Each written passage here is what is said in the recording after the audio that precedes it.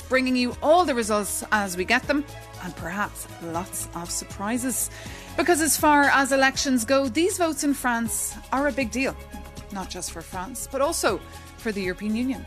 You might remember the French President Emmanuel Macron called these surprise snap legislative elections on the very night of the European Parliament votes, when his party was being crushed by the far right. He hardly told a soul that he would do so.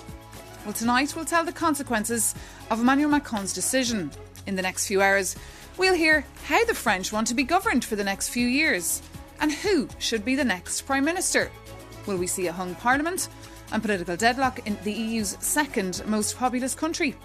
Voting stations will close at 8, so initial polling projections are expected then and early official results expected tonight. So stay with us here on Euronews for all the latest. And of course, for more news in depth, you can consult our live blog over at euronews.com or download our app. But even though all eyes are on France, these elections are being followed very carefully here in Brussels. So I'm thrilled to say that I have company here in the studio to help make sense of these news as we get it. So a very warm welcome to Eric Maurice, who works for the European Policy Centre. Bonsoir, good to have you with us. Good evening. Bonsoir.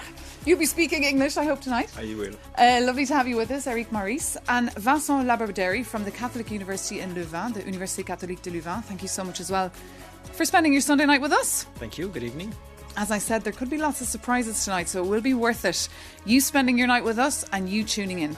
And throughout the night, we'll also be checking in with our correspondents over in Paris. Sofia Katzkenkova is standing by for us at the electoral party of Jordan Bardella. That's the leader of the Rassemblement National. And Melina Uetz is reporting from the headquarters of La France Insoumise, the party of the left-wing firebrand Jean-Luc Melanchon. And Euronews has also got you covered with a studio in the city centre of Paris, where Euronews' Stefan Kobe is in position. Later on, as the outcome looks clear, we'll be heading there for more analysis. But let's quickly check in with Stefan Kobe and hear, Stefan, have you read the papers today? What is the feeling tonight in France? Yeah, good evening, Maeve, to you in Brussels. Well, what I can tell you is that the papers were full of football excitement after last night's nail-biter. But it's, of course, the political nail-biter that will dominate the headlines today and tomorrow and the days ahead. I'm going to discuss and analyze this with seasoned experts and political observers here in our set above the Champs-Élysées in a city that is gearing up for the Olympics. And one question we want to talk about, of course, is the discipline, the political discipline that is on everybody's mind. Is this country becoming ungovernable or ready to strike coalition governments and contracts? Maeve, this is going to be a very, very interesting evening, I hope. It will indeed, so stay tuned here on Euronews. We can see the wind is blowing there in Paris, but we'll check later how those political winds are blowing, so do stay tuned. And I know it's been a very busy week here, Newsweek, with the UK elections on Thursday, the Hungarian presidency also kicking off. So just before we get analysis from our studio guests here in Brussels, let's just remind our viewers what exactly happened last Sunday in the first round of these snap legislative elections. 577, the number of seats up for grabs in France's National Assembly. It's the most powerful of France's two houses of parliament, as the lower house has the final say over lawmaking. For an absolute majority, 289 seats are needed. In the first round, the Rassemblement National stole the show, picking up 33% of the popular vote. J'entends être le Premier ministre de tous les Français. Le 7 juillet, mobilisez-vous pour que le peuple gagne. Followed by the new left-wing Nouveau Front Populaire at 28%. Il faut donner une majorité absolue au Nouveau Front Populaire, car il est la seule alternative. The losers, President Macron's coalition of parties Ensemble. Pas une voix ne doit aller au Rassemblement national. Since Sunday, over 200 candidates from the left and the centre have withdrawn to stop Rassemblement National from governing France. Officially, the conservative Républicains did not issue any instruction. Tonight we'll tell if this strategy worked. or if the French people will choose a hard-right anti-immigrant party to govern them for the first time in the history of the Fifth Republic.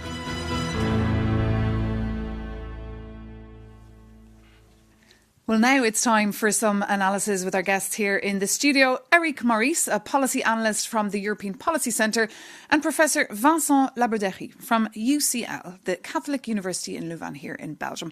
Now, this is, of course, the second round, Eric Maurice, and dozens of MPs were already elected last Sunday, and today there's 501 seats up for grabs. Now, in just a minute, we'll talk about the turnout because we're already getting projections coming in. But first, what's at stake tonight for France? Well, basically it's the future of France, but more in detail, it's whether the far right will come to power, basically. Will the Rassemblement National have an absolute majority, which would give it the means to change a lot of things, not only in terms of policies, but also maybe, and worryingly, in terms of the organization of the government, of the state of France, and for us in Brussels, also what kind of relationship with the EU? Would it go clashing directly against EU policies, against France's commitments with the EU, and of course with the partners, and especially Germany? That are the questions tonight. Because it's sure one thing that officials here in Brussels, they love stability, don't they? They love stability when things go perfectly fine. But of course, the people have had their say today. Millions of people have been out voting, and turnout is pretty high according to those projections. But why is it so important that France keeps an eye on these elections and also on this turnout, which now we can take a look, is projected now estimations of 59.71%. That's from the French Interior Ministry there, Vincent, coming into us. So it seems rather high. It seems like the French did get mobilised for the second round of these elections and really out there and have their say. French people understood that it's an historical moment. It could be, something that will stay and between, as you said. And you're French as well yourself, right? Yeah. Two Frenchmen here in the studio. It's possible to have the far right to come in power. It's the first time it is World War II. And more important, it's, you are far right at power in other states in European Union. But France is one so important state. And but that's the message the voters were sending last week, because they won the first round. The far right clearly won the first round. So that yes, they won, but they had 32%. So it's not a majority, but it's with the electoral system, French electoral system, with this percentage, you can have a whole majority of seats, and we'll see what happens. But the difference between what could happen in France tonight and what happened in other countries in Europe is that the far right could be the only in power. And in other states in Europe, they are empowered but in a coalition. And now they could have all power. This is the question tonight. That is the question tonight that we'll be finding out as we hear more. But your reaction to that turnout there, the highest, according to the French ministry, since 81, I believe. Well, it was very important to look at these figures because, in the last week, there were a lot of candidates pulling out of the election and to block the Rassemblement National, whether they were from the left-wing coalition or from the Ensemble coalition, so the Macron's allies.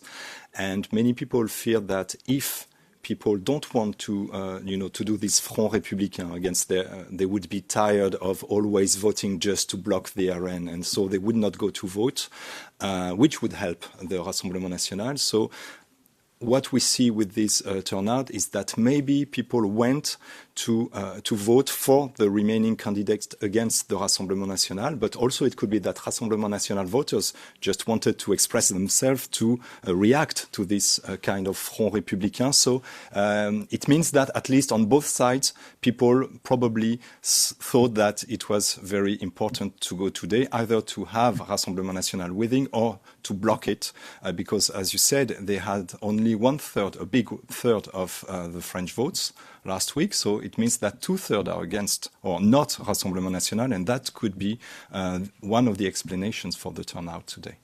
And that turnout, I mean, that was an estimation there earlier from the French ministry, but we're getting figures in now from Ipsos that turnout is actually even bigger than what the French ministry had previously published, and actually 67.10%. So that's much higher than even the first round, which was down at 59.39%. And if you look back at 2022, it was very low. It was just 38.10%. And I guess, Vincent, as well, these legislative elections are usually not such a big deal because normally they come just 2 months after the presidential elections. Yeah. And usually the momentum then is for the winners of the presidential elections. So, yeah, people don't really pay much as heed. But this time it's absolutely different. Yeah, oh, totally. Yeah, that's true. And all circumstances are different because we have only 3 weeks of campaign. And yes. Totally surprised. And you live in Brussels now for 20 years, but I imagine you've been on the phone every day to friends and family back home in France. I mean, which way have they been voting? Oh, it depends. It depends. But I think people are, I'm not so, it's a very big turnout, but I'm not so surprised about that.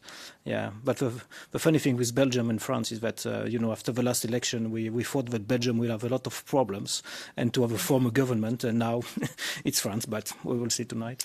Well, this is it. France was never really the laughing stock, so to say, across the European Union. But of course, everyone looking to the country tonight. Many concerned here in Brussels that we could see political instability over in France. But of course, we're in Brussels and the action is in France. And that is where I said our correspondents are standing by for us. So without further ado, let's bring in Sofia Kaskenkova. She is tonight at the headquarters or the electoral party, if you like, of the Rassemblement National. So the party of Jordan Bardella, the 28-year-old leader of the party. Marine Le Pen is also there, the president of that party. So, Sophia, great to have you with us again on this show. We hope that you are well.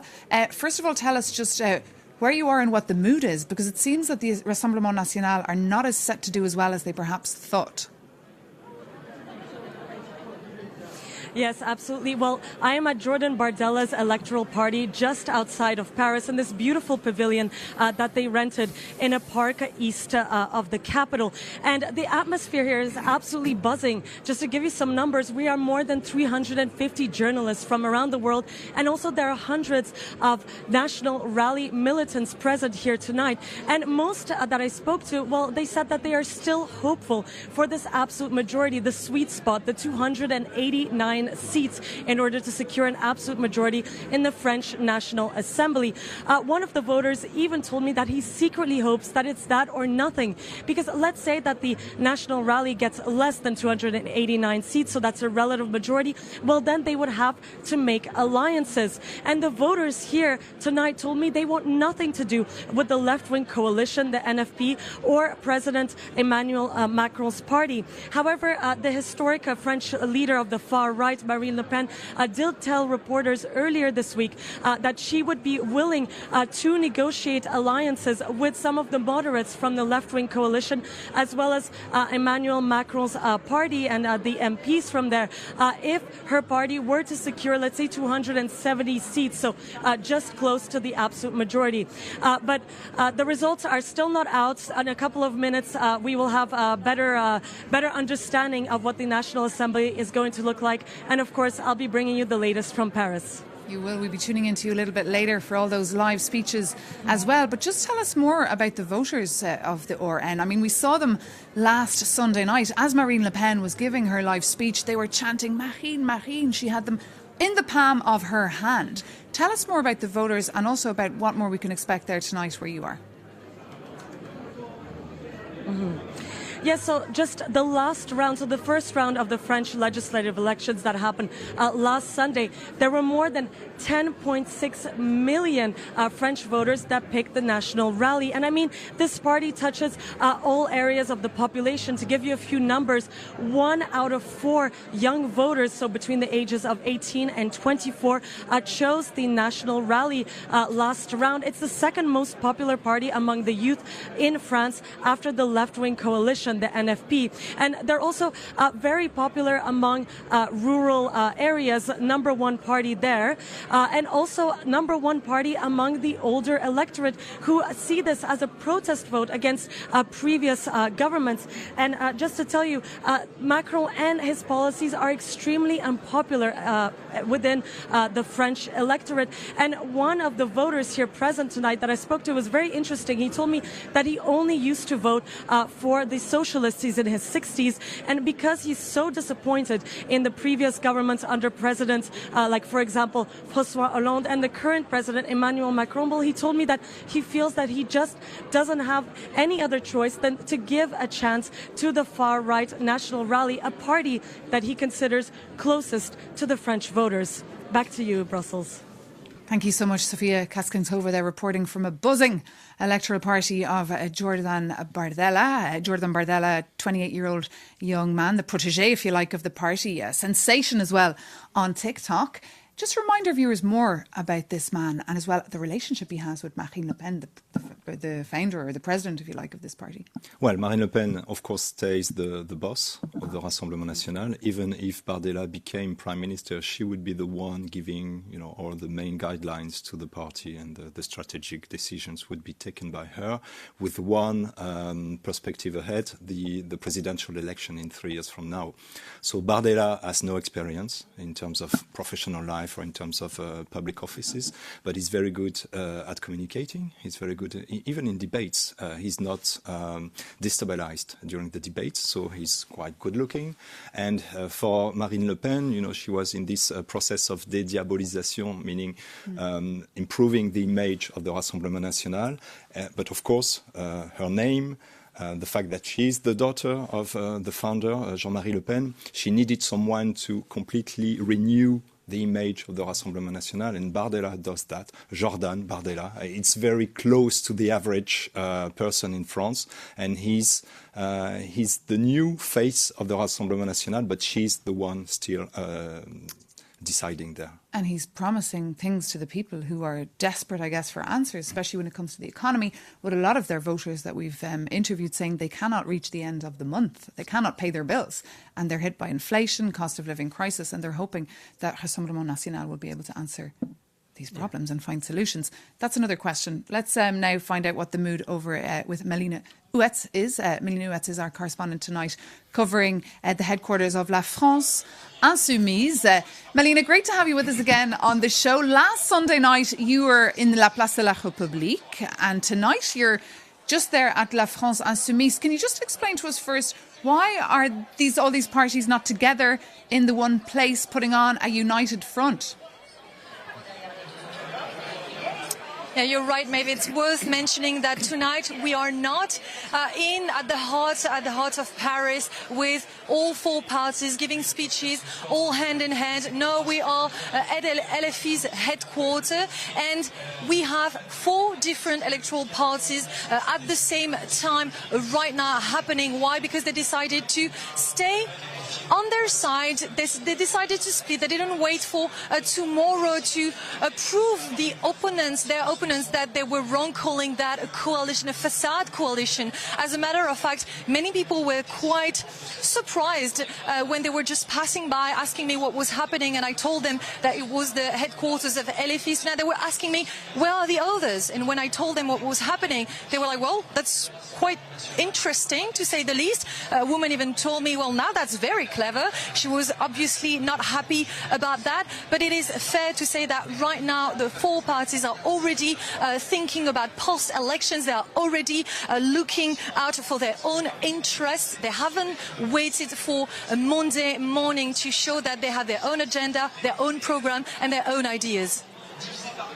Melina, what's the atmosphere there in Paris tonight? Like, there's been a bit of tension, we understand. 51 candidates and activists have been physically attacked during these campaigns. Many businesses in the famous Champs-Élysées have had to protect their store. I've been reading now as well that the police have been deployed over in Paris. What more can you tell us? Yes, it's true that the atmosphere is quite electric, not only in Paris, but in the rest of the country. A few business owners, as you said, are quite worried about potential demonstrations or riots or even looting that might be happening during the night or in the next few days, according to the results, of course. But it's also fair to mention that left-wing voters or even supporters are quite afraid of what could be happening in the next few hours, as extreme right violence has been rising in France in the past few months or even few weeks or few days. Just an example, right now 8 anti-fascist activists are under investigation as we speak because they attacked a Jewish miner a few days ago. And so many people who are here tonight, who are either activists or just supporters of the left-wing coalition, received a few text messages telling them to be extremely cautious of where they would go tonight, where they would reconvene, where they would gather, because they received a warning that extreme right-wing groups have drawn up a list of anti-fascist gatherings all around France, and that they've called their followers on social media to, and I quote, go and beat them up.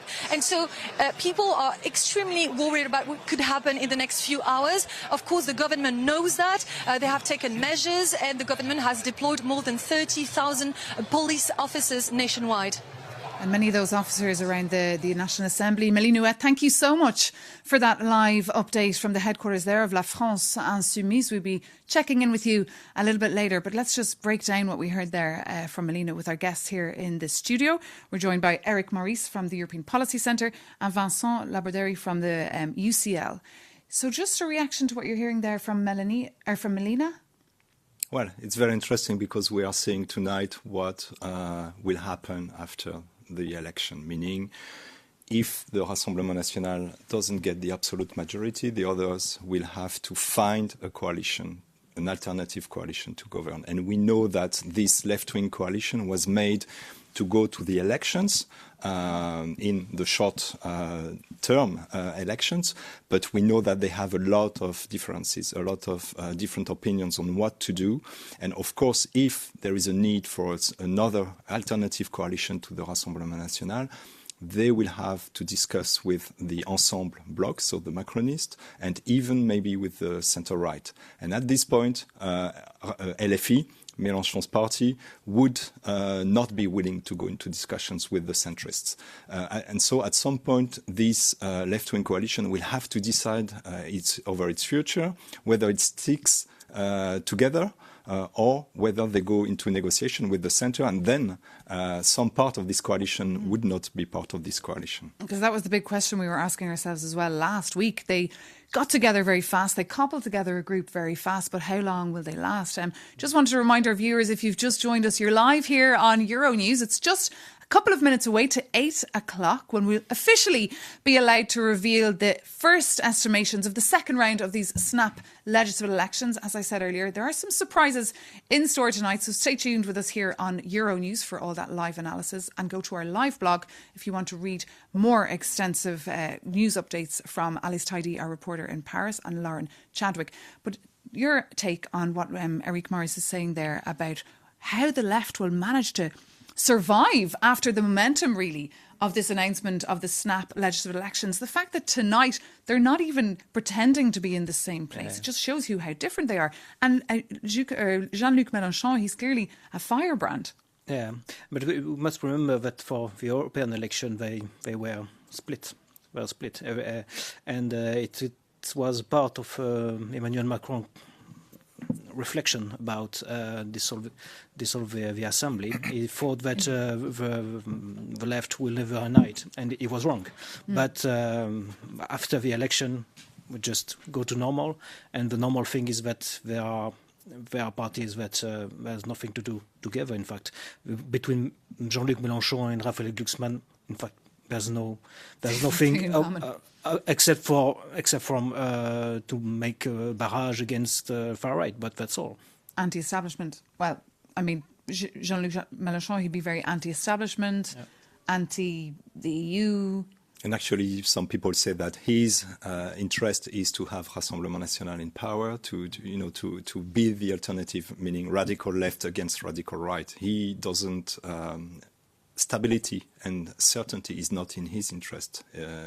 According to his views on, what to do with politics, it's his strategy is a kind of chaos strategy. That's what a lot of people say, and that's why people in this left-wing coalition more or less asked him, more or less politely, not to be in the center of the campaign. But last Sunday he was the first on TV. He was the first. We had his speech live here, and it didn't go well with his partners, especially the Social Democrats, because he was stealing the show, but also radicalizing and polarizing the campaign for the second round. Which is very much his style. We had avoid a debate between just Jean-Luc Mélenchon and Jordan Bardella, would be, I would say, a democratic disaster to have just this one to debate. And but we must remember the trend. The trend since 2 years is that before LFI and Jean-Luc Mélenchon were leading the left, and now it's no longer the case. So it will be very interesting to have a number of seats of La France Insoumise versus other part of left. And just what about those images we're seeing from Paris tonight about the police being deployed, shops closing on the Champs-Élysées on the eve, may I remind our viewers, of the Paris Olympics, with thousands of people set to flock to Paris. It will be in the limelight, if you like, all summer. It makes me think about those comments of the French President Emmanuel Macron in his speech a few weeks ago when he said there could be a civil war in this country. I mean, was that dramatic? Was it a big mistake, Eric Maurice, for Emmanuel Macron to call these elections and use such strong rhetoric? Well, according to him, it was a time for clarification. So we will see tonight if there is some kind of clarification. But what we see, and it's been the case for the last few years, remember the Gilets jaunes in 2018, 2019, even the banlieue last year. So you have a lot of violence in society, internal violence, which can explode at any incident, and it's also explaining, but it's also a symptom of this polarization of the political life. And of course, you have more and more radical groups. The groups on the right are more and more visible, more and more assertive, with the Rassemblement National being more important. And of course, the anti-fascists, as a reaction, are also more and more visible and more active, and also more and more violent. Is France ungovernable? I mean, that's the question that's been leading the newspapers all across Europe all week. We will see in a few minutes or a few hours. Why is it so hard to fix France? It's not so hard, I would say. But in fact, we'll see the end of the process Emmanuel Macron initiate. In fact, when he came in power, he has, let's say, destroyed the center left. And when he arrived, his main goal is to destroy the center right and the Republicans. Who he managed to destroy because they've literally disappeared. Voilà. And to end with, 3 weeks ago, he destroyed his own camp. And lost a lot of friends. But we will see. We'll see. And because his strategy was to just have as an opponent far right or far left to be the alternative and the stability, all of us. But he destroyed the same 3 weeks ago because it can no longer be stability, as he decided to dissolve the assembly. And Emmanuel Macron was a big player in the European Council. At European summits, he was looked upon as somebody who really was trying to push the project. He will, of course, remain president for the next couple of years till 2027. He says he won't be going anywhere. But if he does, he could, and things don't look good for him tonight, he could lose a lot of credibility and a lot of power. Well, he will still sit in the European Council, participating in the decision-making and giving the political guidelines for the EU. But we will see what kind of government we have. But most probably the ministers coming to the EU Council meetings won't be from his party or won't be aligned with him. So he would speak in the European Council, but he would have little influence and little control of what the ministers would do. But of course, let's see what happens. Let's see what kind of government we have, what kind of relationship there is between the president and the prime minister in this very likely cohabitation. It would be the fourth one, and each of the 3 previous cohabitations were different from one to each other. So we will see what kind of relationship there is, but obviously he will start this cohabitation very weak because he dissolved the parliament and his party is set to be one of the losers because we see from the numbers of the first round, it will get less seats than it had before. And it's very interesting what you say, Eric Maurice, because, of course, Emmanuel Macron would continue to be the president of France. He would continue to be the face of the country coming to the summits. But it's his ministers who'll be sitting in those long, lengthy meetings and trialogues, negotiating on very concrete policy. And, of course, that's when things get interesting. And that's where you could see a lot of differences between other MEPs. Well, I must reveal that it is 8 o'clock. The clock has struck 8. And we do now have the very first projections of what the political scenario could look like over in France. The French have voted. They have had their say. And the winners clearly are tonight. The left, yeah. Nouveau Front Populaire are clearly the winners tonight with 170 to 190 seats. That's according to the first projections there. Second up, according to Ipsos, is... It's a big surprise, yes. This is a big surprise, what we're reading there on our screens. The Ensemble pour la République coming in second, according to these estimations from Ipsos. And then third is Rassemblement National. Very surprising, very different to what we saw this time last week on the first round. These, of course, are just estimations. 289 is needed for an absolute majority, but that is the big surprise of the night. Yeah. That winning... For the moment, it seems to be Nouveau Front Populaire. Let's get a reaction now immediately and head straight over to Paris to Melina Ouetz, our correspondent, who I can hear already the cheers. You're at the headquarters there of La France Insoumise, the party of Jean-Luc Mélenchon. What is the reaction? Yes, Maeve. Well, you can probably hear them. People were, I can tell you, let's hear them chanting and cheering. A few seconds as the countdown was on every screen, the faces were extremely tense and people were waiting for the results. Some of them really hoping that the massive turnout would play in their favor, and apparently it has. People were chanting Front Populaire for a few seconds there, cheering, really happy. You can hear them booing, and for sure they are booing people from the Rassemblement National just as we speak. I can tell you now that a few rumors were, spreading for the past last hour of people telling us that the Nouveau Front Populaire might actually come first, but many people were not to believe it. People were asking us to just be extremely careful with the results and wait for the definitive result. And everybody's chanting now. Everybody hates Bardella, so you can hear them. They're really extremely happy as we speak now. Indeed, Melina Ouetz, you'll have to turn your camera for us a little bit later so we can see the action, because we can hear obviously the chanting, we can hear all that. A lot of Macron or Jordan Bardella haters in the room, obviously, but this is a big surprise. Who could we potentially see then as the next Prime Minister of France if this potentially comes true? Well, that's going to be the big question mark, because as we've said 7 days ago, and it's still the case now, no name has come out as a preference for the whole four parties that formed that coalition, Le Nouveau Front Populaire.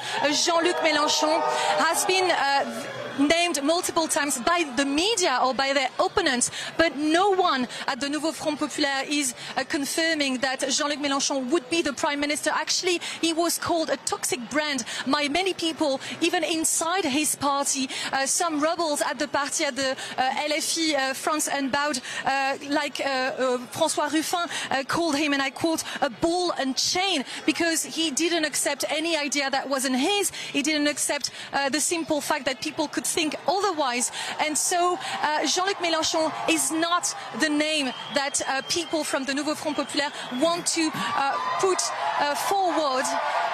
Now the results are being screamed, and people, as you can hear again, are cheering, really happy to see this wave of Nouveau Front Populaire appearing on the screen. And as the Rassemblement National is now showing, they're all booing.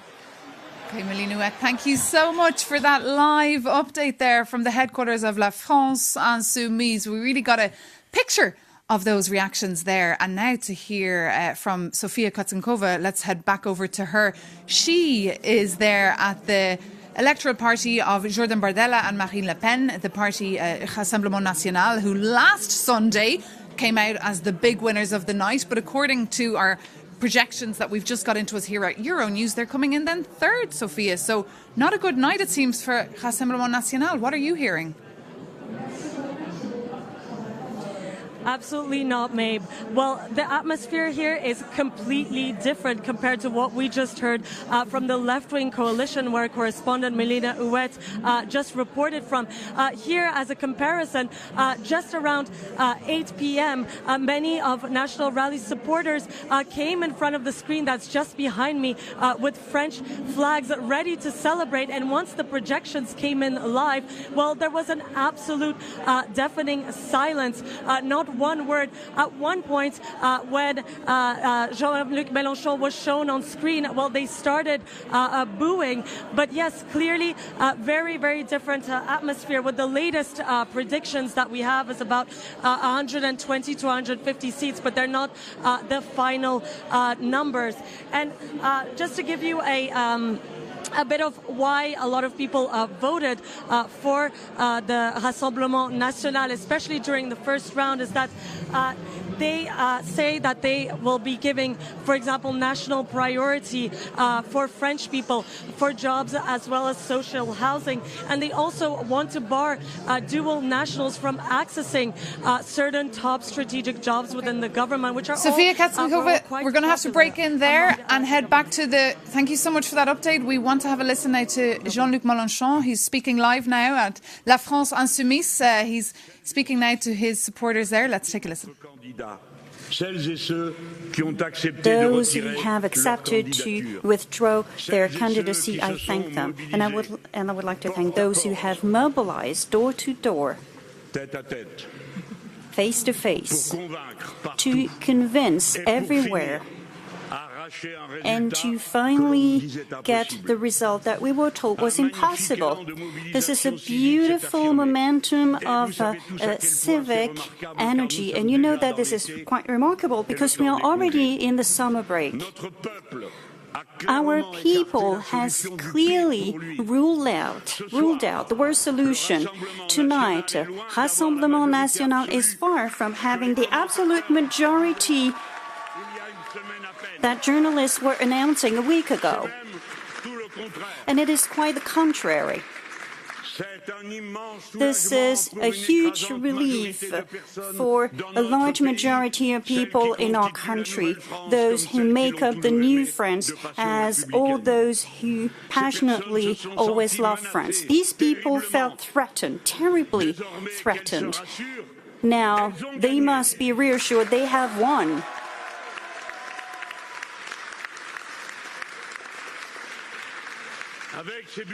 With those ballots, a majority of people has made a different choice for the country. The will of the people must be strictly respected from now on. So now, no tricks, arrangements, or settlements will be acceptable. The lessons of the vote are quite clear.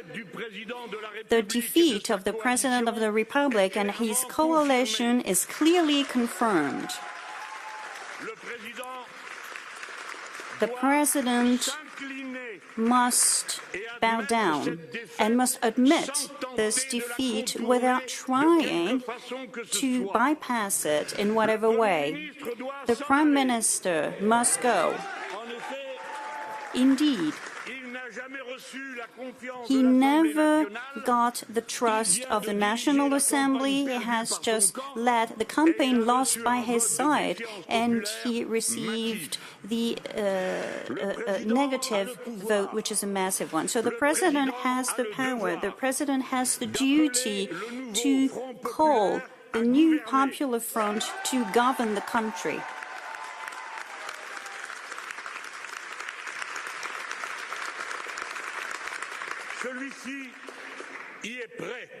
The latter is ready.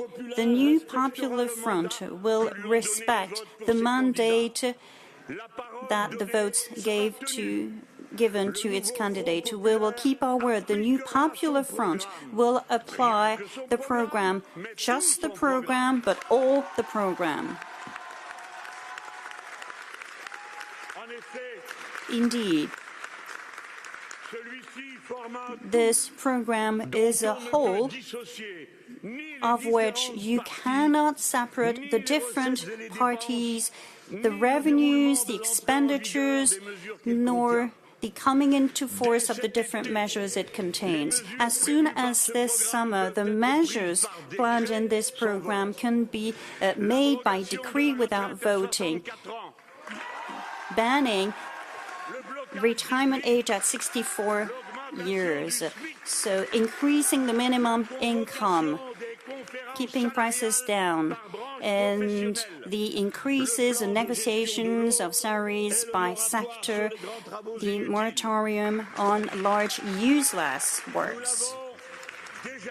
We have already said last week, and we are confirming this to the President of the Republic, we refuse to enter negotiations with his political party to do combinations, and especially after fighting relentlessly for 7 years his social mistreatment policy and ecological inaction, and the vote of the French people has confirmed that we had good reasons to do so, and especially after that the votes have disavowed him, especially since the new Popular Front, despite all what we went through, defamation, all insults, and the major place that the people has given it.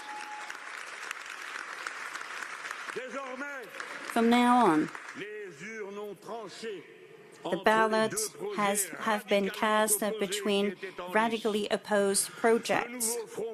The new Popular Front is ready to govern. It is the only alternative which is built consistent with solidarity, with an organized program which has been costed its different components. The unified left has raised to this historical challenge, and in their own way they have bypassed the trap.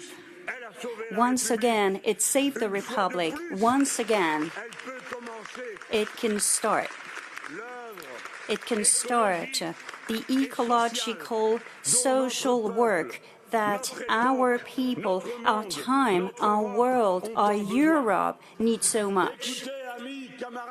Friends, comrades, men and women throughout the country, you are waiting, you have been waiting for this moment with emotions against all prognosis, thanks to your commitment, your loyalty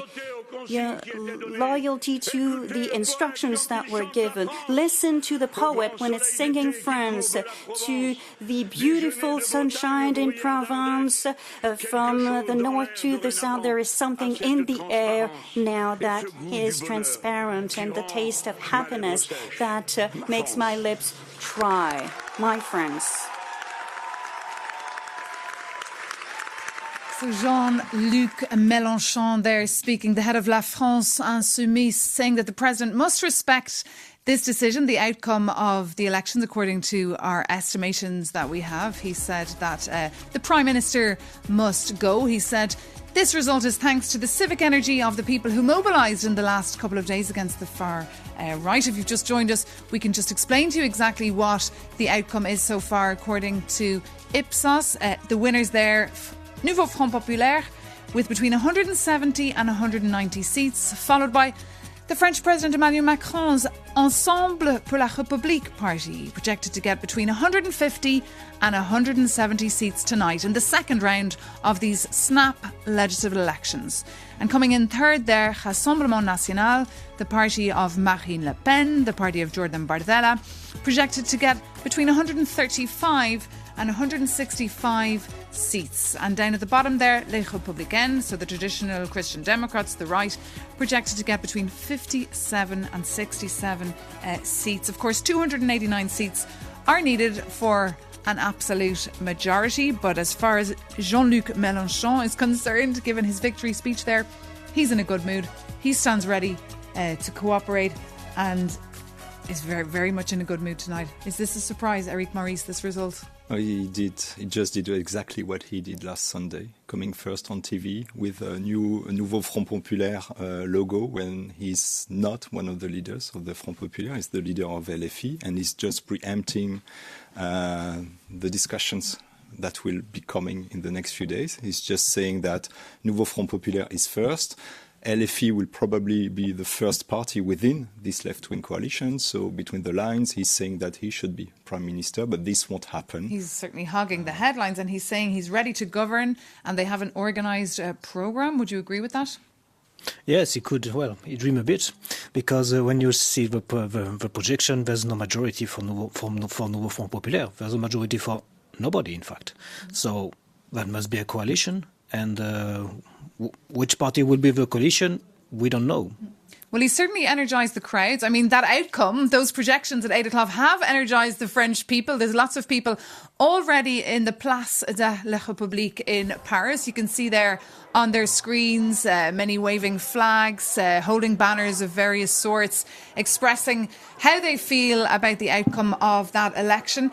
It's worth pointing out as well that this week 1,200 artists, DJs and promoters of from the French music industry came together in a bid to galvanise people into political action and to protest against the possibility of the first ever far-right French government since the Second World War. So you can see there a pretty euphoric atmosphere there in Place de la République. Place de la République, in case people are not familiar with, is the kind of protest square in France. It's a place people come to meet, to gather, to express how they feel about various different political issues or global affairs. And it's where our correspondent Melina Uetz was, in fact, last year, as many of the politicians from the Nouveau Front Populaire were actually giving their speeches tonight. And it looks like that could even turn into a bigger party, no, as the night comes on, continues Vincent, because this is coming as a surprise. Yes, very, very huge surprise.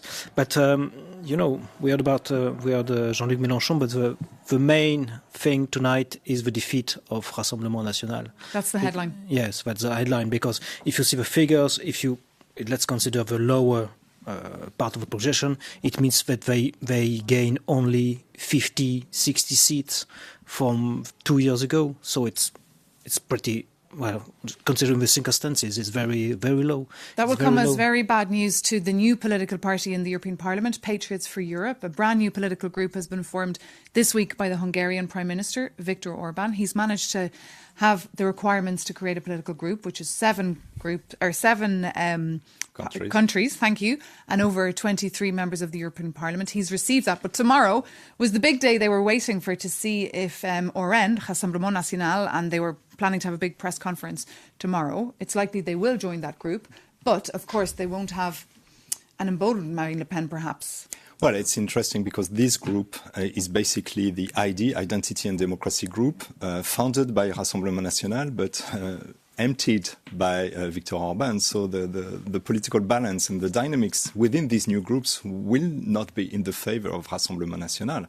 First, because Orban is getting parties around him, and then the defeat of the Rassemblement National, which is a surprise and which breaks the momentum of Rassemblement National in France, but also at EU level.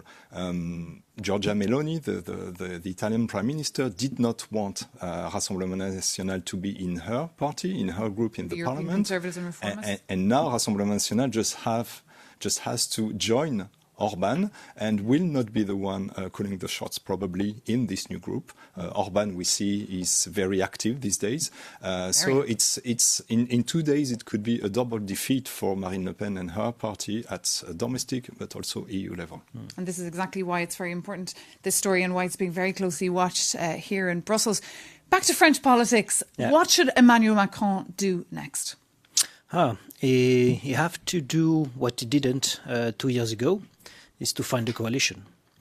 2 years ago, he hadn't the majority in the parliament, but he decided to govern without a majority, with 49.3 and more pressure on the parliament. And now you have no choice to do it.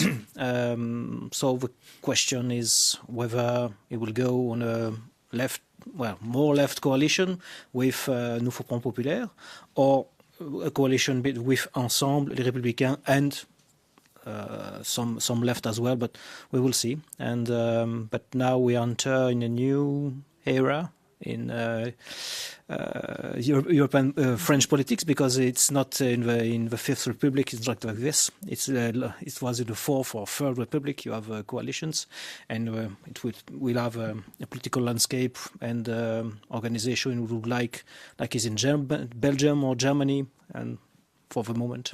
Yeah. Will France be able to have this sort of arrangement? Well, we'll see. At least Melanchon is right on one point. I think Macron will have to choose someone from the Nouveau Front Populaire, but then he will choose whoever he wants. Who does he get on with? Yes, and who he thinks would be able to, because when we look at the number, they are very far from the absolute majority, so they would need to get compromises and agreements with other groups to have legislation passed. And so that would not be done with LFI within this government coalition. So Mélenchon has just said that everything is one bloc, because he knows that it won't be one bloc. And Macron knows also that the other parties, the ecologists, the social democrats, and to some extent the communists, would be ready to talk with the centrists. And Macron will try to push for that, choosing as prime minister someone from the Socialist Party or even from the ecologists, to try to divide this left-wing coalition and open it to the centrist bloc. In terms of calendar, there is nothing in the constitution that gives indication on how long it should take to have a prime minister or to have a government. And when we look at this week, Macron is flying on Tuesday to Washington for the NATO summit. So I don't think we can expect anything before at least he comes back, but also before some kind of clarification within the Nouveau Front Populaire on their strategy. We will have to look at the numbers, how many MPs LFI has. But I think if you take LFIs out, you can have a rather big coalition between the others in Nouveau Front Populaire and the centrists. I don't know what you think, but probably that's what Macron and most leaders of this Nouveau Front Populaire will try to do. Well, later on, we'll of course get some updates as well and hear what the word is at the Greens and at the Socialists and hear... But what is your reaction? What do you think can happen now? Yeah, no, I agree. It will most probably be like this. But considering what parties in the Nouveau Front Populaire, the French ecologists are not, maybe will not be very keen to govern with Macron. They in France, the ecologists are not in Germany or other But at least they can sit in the same room. Yeah, but it will be difficult. I think it will be difficult. With socialists it's possible. Mm-hmm. No, but we'll be very careful and see carefully in the night the exact number of each party inside Front Populaire to. Well, let's go back. Let's bring in Melina Huet, because, of course, that is where the story is tonight one of them at the headquarters there of La France Insoumise, where Melina is standing by. What more can you tell us at this hour? How have people been reacting to these projections?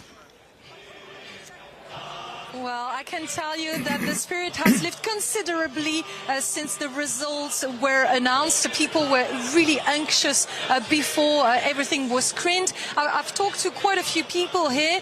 Some of them were really confident and told me that they didn't know that the result would be as good as that, but they thought that they would be tied with Le Rassemblement National. Some of them said that they were not expecting that result at all, that they were preparing for the worst, but expecting, hoping for the better, for the best for them, of course. I've talked to a woman asking her what she thought of the results and who the potential prime minister would be. And she said, listen, what we agreed on is that we would find someone who makes consensus. So obviously everybody's talking about Jean-Luc Mélenchon. Even himself said that he was ready to rule, to govern. But she said, listen, we have to be realistic right now.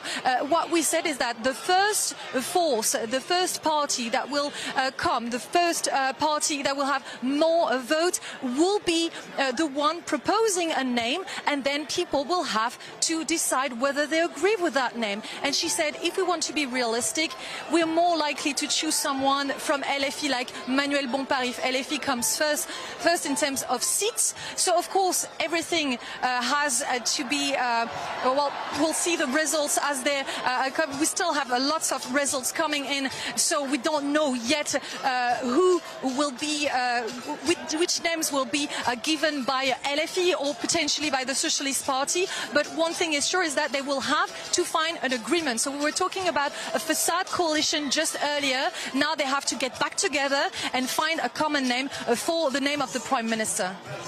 And we know there, Melina, you're at the HQ of La France Insoumise. We've heard already from Jean-Luc Melanchon hugging there the limelight with his victory speech.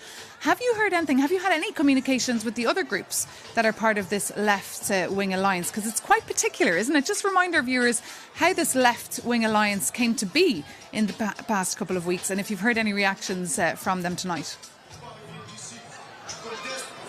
Well, for now, no reaction yet. We were focusing on the reactions of the public, of the crowd right here, because as you said, people were really shocked, surprised about the result, but everybody was listening to what Jean-Luc Mélenchon had to say, and they were really focused on that.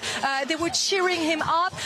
As soon as he finished his speech, he appeared on one of the windows, and people started to cheer him, people started to applaud him, people started to dance. You can hear the music behind me. They are not even thinking about the other parties right now. Whereas LFI, they think that it's a victory from LFI right now. People started to grab some drinks, dancing. I think right now people are just focusing on being happy about the results, and right after that they will reconvene and they will try to find a solution and to work together again as they did 2 weeks ago. Marina, thank you so much for that. And the sun has even come out for those revellers there who are taking to the bars and even taking to the dance floor to celebrate those initial results, which of course were surprising, because this day last week we were also here live with you on Euronews, bringing you the outcome of the first round of those snap legislative elections, which were very different to tonight's estimations, which we have for you now. These latest estimations we've got from Ipsos are putting the winners there at the Nouveau Front Populaire. That is the union of the left, a group that makes up the Greens, the Socialists, the Anti-Capitalists, La France Insoumise as well, France Unbowed. Also there coming in second, we see Ensemble pour la République. That is the coalition of Emmanuel Macron, the French president, projected to get between 150 and 170 seats. Whereas this time last week, Rassemblement National were coming up on top. Tonight, they're coming on third, according to our estimations. Rassemblement National, the party of Marine Le Pen and Jordan Bardella, National Rally in English, projected to receive between 135 and 165 seats. And then fourth there, Les Républicains, so the traditional right party there, the party of the former President Sarkozy, projected to get between 57 and 67 seats. So a very different political landscape we're seeing tonight, and tonight is the real night. Last week was different. We were taking everything we got with a pinch of salt, but we can gradually tonight start taking this a little bit more seriously and seeing how the political landscape could actually really be. And we're contemplating, Eric Maurice, who could be the next Prime Minister of France. Yeah, well, I was listening to your colleague in Paris, and I think what we have to keep in mind is that the only person choosing the Prime Minister is the President. It's not a parliamentary system where the winning coalition goes, like to the King or to the president of the and say, this is our candidate. And Macron will choose whoever he wants, even if it means, and maybe even because it means discussions within this left-wing coalition. And I see also an interesting number on your figures. It's the number of non-aligned MPs, and many of them probably are what we called in France divers gauche, divers droite, meaning they are from the left or from the right, but not from a party, and they will divide between the left and right, and that means they could also increase the number of non-LFI on the left-wing part of the Assembly, and also maybe give more seats for the Ensemble or for the Républicains groups. So that would also be interesting in terms of looking at the numbers to get closer to the absolute majority. So the next days will be interesting. I think the first meeting of the Assembly will be the 18th of July, so we have a few days to have more clarity on what maybe will we need to have happen. another live show Yeah, on Euronews. Indeed, it's a very interesting projection there, what we're getting from France. Very different to what we saw last week. Let's talk about Les Républicains, who are projected there to get between 57 and 60. Oh, actually, I've just heard Jordan Bardella, the 28-year-old leader of Rassemblement National, is speaking now in Paris. We can take a listen to him right now. I would like to pay a tribute to their mobilization, their consistency, but also their resilience to the caricatures and the disinformation campaign and despising our adversaries.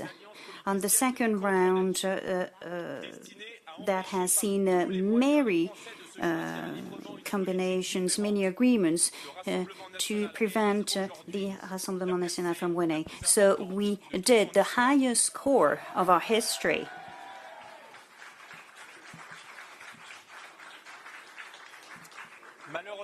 Unfortunately, the alliance of dishonor and the electoral alliances made by Emmanuel Macron and Gabriel Attal with the far left deprived the French people from the policy that they had plebiscited by putting us on the lead of European elections, and last Sunday with almost 30% of the ballots. Tonight, these electoral agreements are sending France into the arms of the left of Jean-Luc Mélenchon. The dynamic that brings forth Rassemblement National, that put us on the first round. We have more than 45% in many constituencies in France. These are the building blocks of tomorrow's victory. Given the policies that will be implemented in the next few months that will not meet the concerns of the French people, the Rassemblement National is the only alternative to the single party that goes from Philippe Poutou to Edouard Philippe. I'm saying it tonight. Very seriously, depriving millions of French citizens from the possibility of seeing their ideas implemented in power is not a viable destiny for France. So tonight, trying to paralyze our institutions, Emmanuel Macron did not just push the country towards uncertainty and instability. He's depriving for many months the French people from any responses to their daily problems. The purchasing power, while insecurity and disorder are striking the country daily, France is deprived from a majority and the government that would be taking actions. So everyone knows that electoral alliances orchestrated between an isolated president and the far left will take the country nowhere, built up as a single party. So the question that all citizens have now is, what are they going to do? I know the frustration of millions of French citizens tonight. I know the urgency of their daily concerns and their expectations. and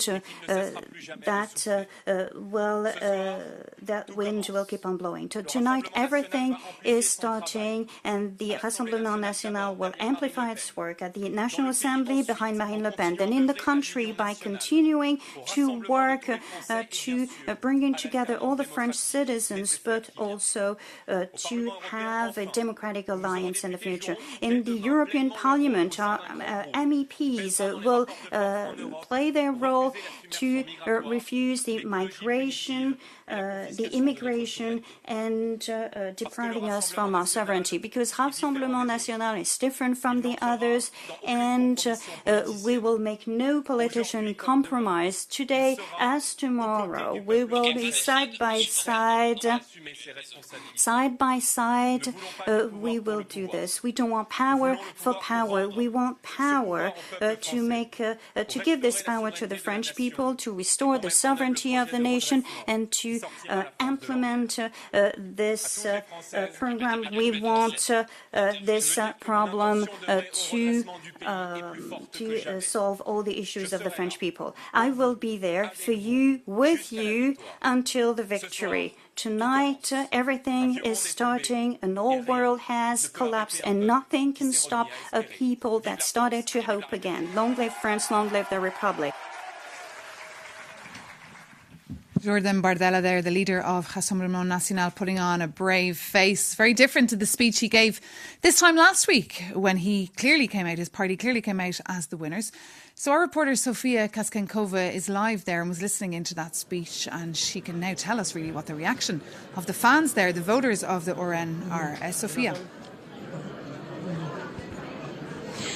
Yes, so I am currently at Jordan Bardella's Electoral party, and next to me is Matteo Giamaresi. Good evening. Thank you so much for being with us tonight. Matteo, you are a National Rally militant for the past year. You are 23 years old, and you are from outside of Paris, from Boulogne-Billancourt. What's your reaction tonight concerning the National Rally's, well, let's say, surprising defeat? I'm not going to say a defeat. We have to be honest. We had 89 deputies last time.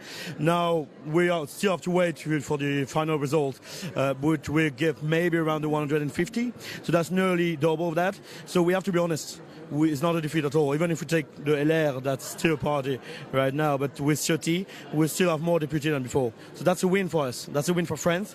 And especially a win because now people are understanding. From Macron to Melanchon, that's just nuance. It's the same. Macron wants to open the border a little bit, Melanchon a lot, but that's still not a little bit the same party. We are the only really defined party in France right now. And so what was your reaction to what the far-right leader, Jordan Bardella, just said during this speech? Well, like I told you, it's important to see that as a win. And it's true. And Macron is really good for communication. He made nearly everyone forget that for the European election, we were the first party. France, first party that's right now. So that's important to not forget that. And even when we see that, as you say, as Bardella said, when we look at what all the coalition did, they're going to destroy themselves right after that. They did the same thing last time. They all are together as New PES last time. Just the name change. They're all together, and once the election is finished, they're all going to switch, and they're all going to criticize each other. That's all. French people not going to forget that in 2027. And I mean, you just said that, the National Rally came first during the EU elections, as well as during last Sunday, the first round of the legislative elections. What do you think happened tonight, and what's next for the National Rally? Like I told you, there was a lot of communication, a lot of problem for all the rest of the party. So they did what Cora do generally. They all ally together to fight one big person, French people. That's important. That's what they always do. They are really good for one thing, to try to always stay in their seat. They are really good for that. They're really good for communication. They always put us like, yeah, they're doing stream, but we're not. French people are starting to understand that. That's important. So that's why I said tonight it's not a defeat at all. Well, Matteo Giamaresi, far-right militant for the National Rally, here with us tonight. Thank you so much for answering our questions. Now back to you, Brussels. Thank you so much, Sofia Kaskenkova, reporting live, and of course to her guest, reminding us all that the RN, the Rassemblement National, they clearly won the European Parliament elections back on the 9th of June. Well, now we've heard from the Rassemblement National. Now we can go back to Melina Huet, who's at the headquarters of La France Insoumise. She is joined by Roland Timsit, a supporter of that political party. Melina? Absolutely. Roland, you are the replacement of a member of parliament who was elected on the first round, but there was something that was beyond what you expected. Did you expect such a result?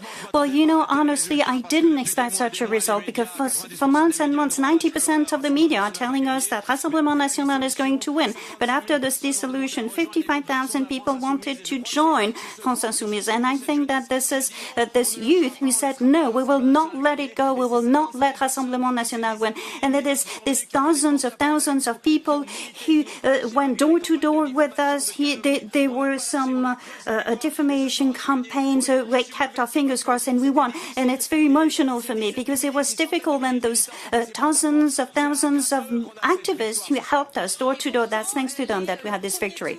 And yet, on the first round, we were to think that the Rassemblement National would be at the door of the power. What do you think? I'm very relieved and I'm very moved because despite of this fear, we went on, we kept on fighting. We had trains, buses, we went to Clichy-sous-Bois, we went to the 20th district of Paris, we went to other constituencies, and we went door to door because we had to convince people. So you were confident, determined, but you're never sure of the result. But we did the fight, and thank you to all the activists who have fought this fight. And now the most difficult question is for what comes afterwards. So one prime minister will have to be chosen. What are you going to do, and who do you think will see their name coming out of the hat in the next few days? I think it's quite simple. The ballot was quite clear. So it's a new popular front that is number one now. We have a program, so we need a prime minister that will comply with this program. Thank you very much. Thank you so much, Melina Huet there. And to her guest, who has a big smile on his face. He almost sounds like an elected politician. He's very well informed and has been out as well, mobilising people for that group. I'm just going to replay a graph there with the outcome as it stands of the second round of these legislative elections. Of course, they're not the official ones. You can see the seats are changing, and the Nouveau Front Populaire, who are clearly the winners tonight, have got 2 more seats since we gave you projections a little bit earlier. So they're projected to get between 172 and 192 seats. That's the Nouveau Front Populaire, so the left-wing alliance. Coming in second there, Ensemble pour la République. That is the party of the French President Emmanuel Macron, projected there to get between 150 and 170 seats in the National Assembly. And then third, Rassemblement National, the party of Marine Le Pen and Jordan Bardella, National Rally, projected to get between 132 and 152 seats. I'm here in the studio with Eric Maurice and Vincent Laborderie from the UCL, and Eric Maurice, of course, from the European Policy Centre, and we're analysing these results as we get them. We also have a live blog all night long on Euronews. If you want any more in-depth analysis or to take a deeper look, our reporters are on the ground in Paris and also here in Brussels, keeping you updated. Also on social media, we have Instagram and TikTok. If you want any more clips or interviews, keep an eye on that. But for now, let's go back to our guests here for political analysis, because you're obviously the experts here. So just thinking back to Emmanuel Macron's decision that shocked everyone, in fact, on the night of the European Parliament elections, we were live here on Euronews reporting on the elections when that decision, that announcement from Paris really stole the night. Do you think he's thinking that his bet paid off? Well, I think he does, because he never doubts about his actions. But he said there would that a clarification was needed, and what we see, it's clarified in a way that we know that there are 3 blocks in French politics now, and none of them is able to govern alone. So it's a clarification, but also it makes things even more difficult. Another thing is probably we see now that the Rassemblement National had a momentum. In the short term, this momentum is broken, but we have to see in the longer run. And we heard Jordan Bardella, and it will be their main topic now. It's the political system stole the victory from the people. So we will have to see how this rhetoric goes until the next presidential election. And of course, for them, some kind of not even instability, but an ability to govern and to take decisions. And that's also what Bardella said. If the next government is unable to change things, to take important measures, they will have an argument to ask people to vote for them again. So it's difficult from Emmanuel Macron's point of view to understand what he expected, probably to stop the dynamics for the Rassemblement National. So it's done for now, but probably not for the longer run. And then in terms of political instability, it's going to stay for the next month. Political instability is here to stay. And just to remind our viewers, in 2027, presidential elections are scheduled to take place in France. And many of our viewers will be familiar with François Hollande, the former president of France from the Socialists. We've just heard actually that he has won his seat tonight. He will be becoming an MP there, François Hollande. If you can take a look there on your screens, you can see that he has won his seat, of course, affiliated with the Nouveau Front Populaire. He's a face, of course, that many Euronews viewers will be very familiar with. I mean, he could be a potential candidate for Prime Minister. No, I don't think so. No? No. François Hollande, Prime Minister of Emmanuel Macron, it's like... They certainly wouldn't get on, I'm sure. No. He would refuse about that. But it could be, as we said in French, faiseur de roi, which in the negotiations, and François Hollande is very able to do some negotiations and combinations. He will have a role, really. We will see. And he's known, of course, on the European stage as well, because what we've been saying here tonight as well, that these elections in France are very important for Europe. As you said as well yourself earlier, Eric Maurice, Emmanuel Macron, the French president, will be heading off to the NATO summit, the annual NATO summit. It's taking place in Washington next week. He's a very busy man. But France, of course, is the second biggest, most populous country. It's one of the biggest economies as well. The seventh. I mean, there's just so much at stake, really, for the economy as well. That's why the financial markets are watching as well carefully what happens in France.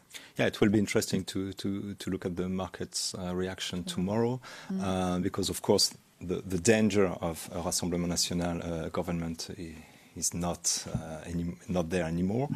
If we listen to Jean-Luc Melanchon, there could be some worrying evolutions for the markets, but probably they will know also that it's not going to happen. And I saw on your screen that Raphael Glucksmann already said that they will have to behave like adults, meaning they will have to discuss. And that does not look well for France Insoumise, and probably the markets will at least be relieved of the score of the Rassemblement National, and then they will wait until the situation gets more clear.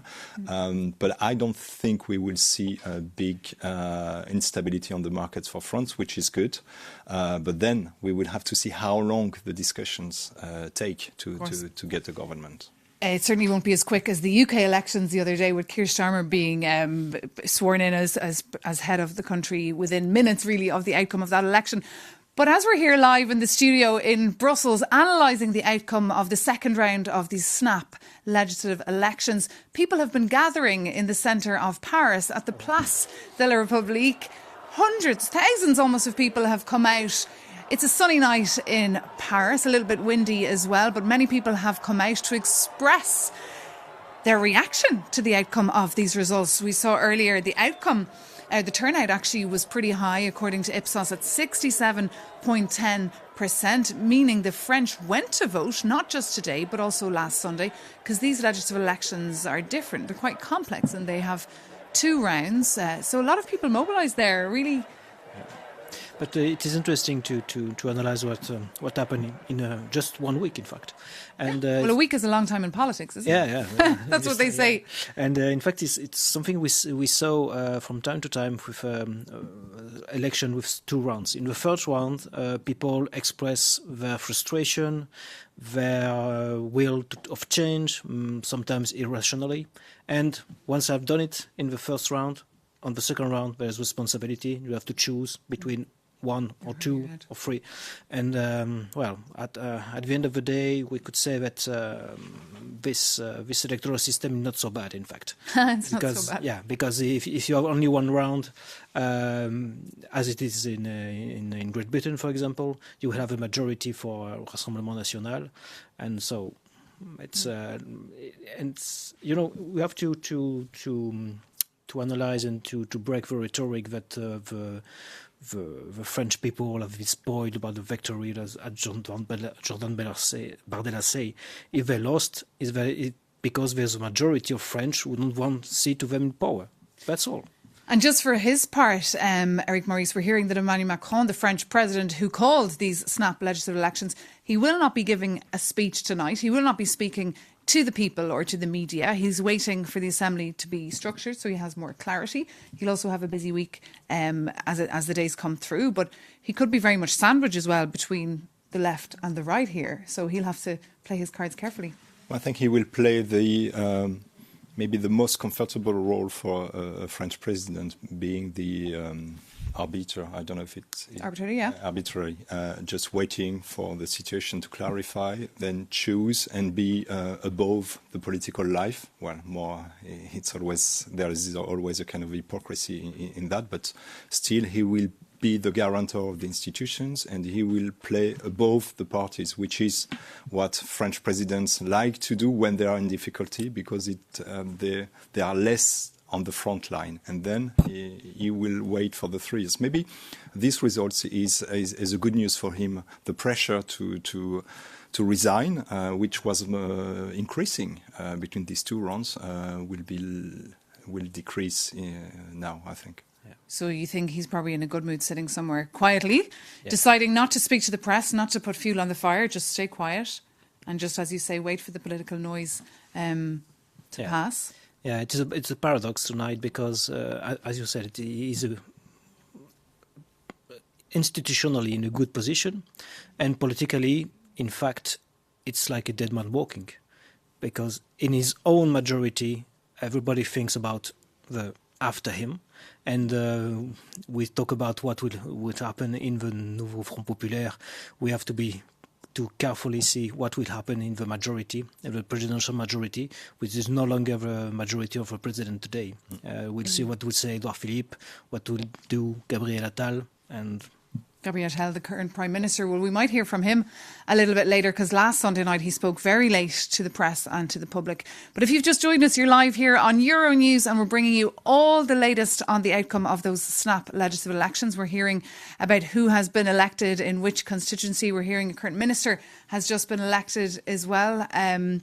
We shall tell you now who that is. That's over in the north, Gabriel Attal. So from Ensemble, he got a clear message really from the public there, with 58.92% of the votes, whereas Bastien Verbrugge, who he was up against in the 10th constituency there, only got 41.8%. So that's Gérald Darmanin. I mean, he's a very well-known character, if you like, as well on the European sphere, Eric Maurice.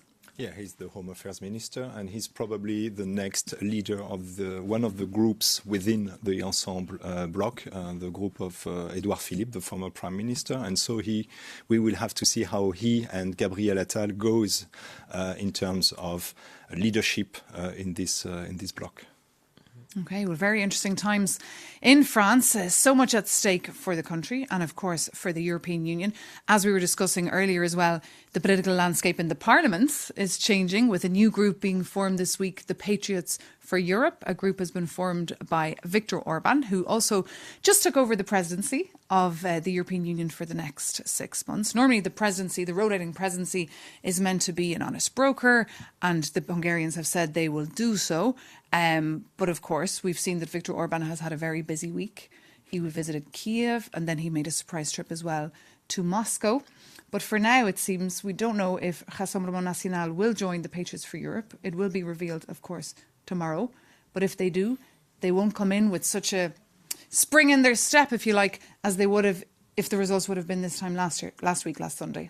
Yeah, Bardella has said that starting from tomorrow they will act at EU level, so maybe that indicates they will join this group, because I think if they stay in their group, ID, they will have less influence, but who knows? We will see. But the problem, why these groups happens, why Orban creates another one with parties coming from ID, it's because the Rassemblement National has been very inactive in the European Parliament. They will be the biggest national delegation in the new European Parliament, but they don't play a role because they are very inactive. Bardella was almost never in the parliament. He has a very low level of activity as an MEP. And so they are discovering that, yes, they need to be present and to be active in the European Parliament, but probably it's a bit late for them. Because, of course, the outcome of these elections also will decide who becomes the next French European Commissioner. Because, of course, it's the government that has to appoint that. So there's lots of little issues that we'll be keeping a very close eye on here at Euronews as the next couple of weeks as we get all that information. But you mentioned Jordan Bardella. He's the 28-year-old protégé, or star, if you like, of the RN. And last Sunday, he gave a victorious speech. But tonight, not so much. How do you think he's feeling tonight? He was poised and ready to be the next Prime Minister of France, Vincent, but it doesn't look like that will be the case anymore. No. They really hoped it. They really thought it was possible. And obviously that's still, say in French, plafond vert. That's a massive rejection of Rassemblement National, which is surprising how that much. But he talks about this alliance of dishonour, didn't he, in his speech? Yes, but it's not the question. In fact, when each time Rassemblement National is one against another opponent, only two candidates in the second round, they lose. The only time they can win is to have a triangular with three opponents, which is not natural. The presidential election, there are two qualified for the second run. So there's no alliance of dishonour. And the thing is that tonight we see that the fact that the majority of French people do not want Rassemblement National in power is still true. The thing that's changing is that the alternative is not Emmanuel Macron. The alternative is the left. The left, the French have swung left. That's the change. But so could we see major issues opened up, like the pension reform that Emmanuel Macron managed to get in after a lot of struggles? Well, which is something that is a requirement as well from the European Commission. And that's one of the elements uniting the left-wing coalition, the withdrawal of the pension reform. And so if there were negotiations with the Ensemble bloc coalition, it would be something the centre-left would ask. So that if there is a discussion to form a centre-left and centrist coalition, of course they will discuss that, and the left will have the upper hand. But as you said, in terms of public finances, in terms of commitments to the EU, it's a very tricky question. And of course the budget. And what about foreign affairs? Could we see a major clash on issues like supporting Ukraine? No, I don't think so. Because what will happen probably to neither Rassemblement National nor LFI will go in power. So that's mainly a consensus about foreign affairs. As you said, the main thing will be with European Union and what asked Commission about the budget, and it will be the big problem between the left and with Macron's party and centre-right, and that will be the very clear difficulty among Nouveau Front Populaire to have a clear way about this, and that's what will make probably LFI goes out of the game. And it's interesting for the moment, because earlier we heard from our reporter Melina Huetz, who is at the headquarters there of La France Insoumise, and she told us there was no communications yet between any of the other political parties that are part of this left-wing alliance. They weren't in any WhatsApp groups exchanging messages. La France Insoumise are clearly celebrating this victory as their own. Yeah, in a way, this Nouveau Front Populaire is to the left what the kind of Republican front we saw in the second round is to the rest of the political spectrum, meaning a way to block the National Front, a way to have more MPs, But then they have little agreement. Even the program, the platform, as we heard Melanchon saying, it's one block, it's everything or nothing. But of course, it's not. And then they will have to choose. But looking at this program of the Nouveau Front Populaire for the EU, they say they would refuse the Stability Pact. They want to stop all free trade agreements. They want to renegotiate the Migration Pact, of course, in the opposite direction of what Rassemblement National would have done. But that means they would also have difficulties. And just on that note, we can bring in now immediately Melina Huet, our reporter who's with Daniel Obono. Melina? Yes. Well, I'm with Daniel Obono, who was re-elected on the first round, so we were part of the happy few, so to speak. How do you feel tonight? I feel relieved because we beat the fascists. It was not a done deal because the entire media and political system has been saying that they will win, they would win. And I'm very happy because I feel like I'm part of a country, of a people that said no to fascism, no to hate, no to racism, and that's really uplifting as a feeling. But I feel also a sense of responsibility because millions and millions of people voted both to defeat the far right, but also to implement a radical program that will change their lives, because that's also what helped the far right, the politics and the policies that have been implemented over the past 7 years. We have to change that. Were you expecting such results, to be completely honest with us? I think nobody could have predicted anything. We were determined to fight, to win.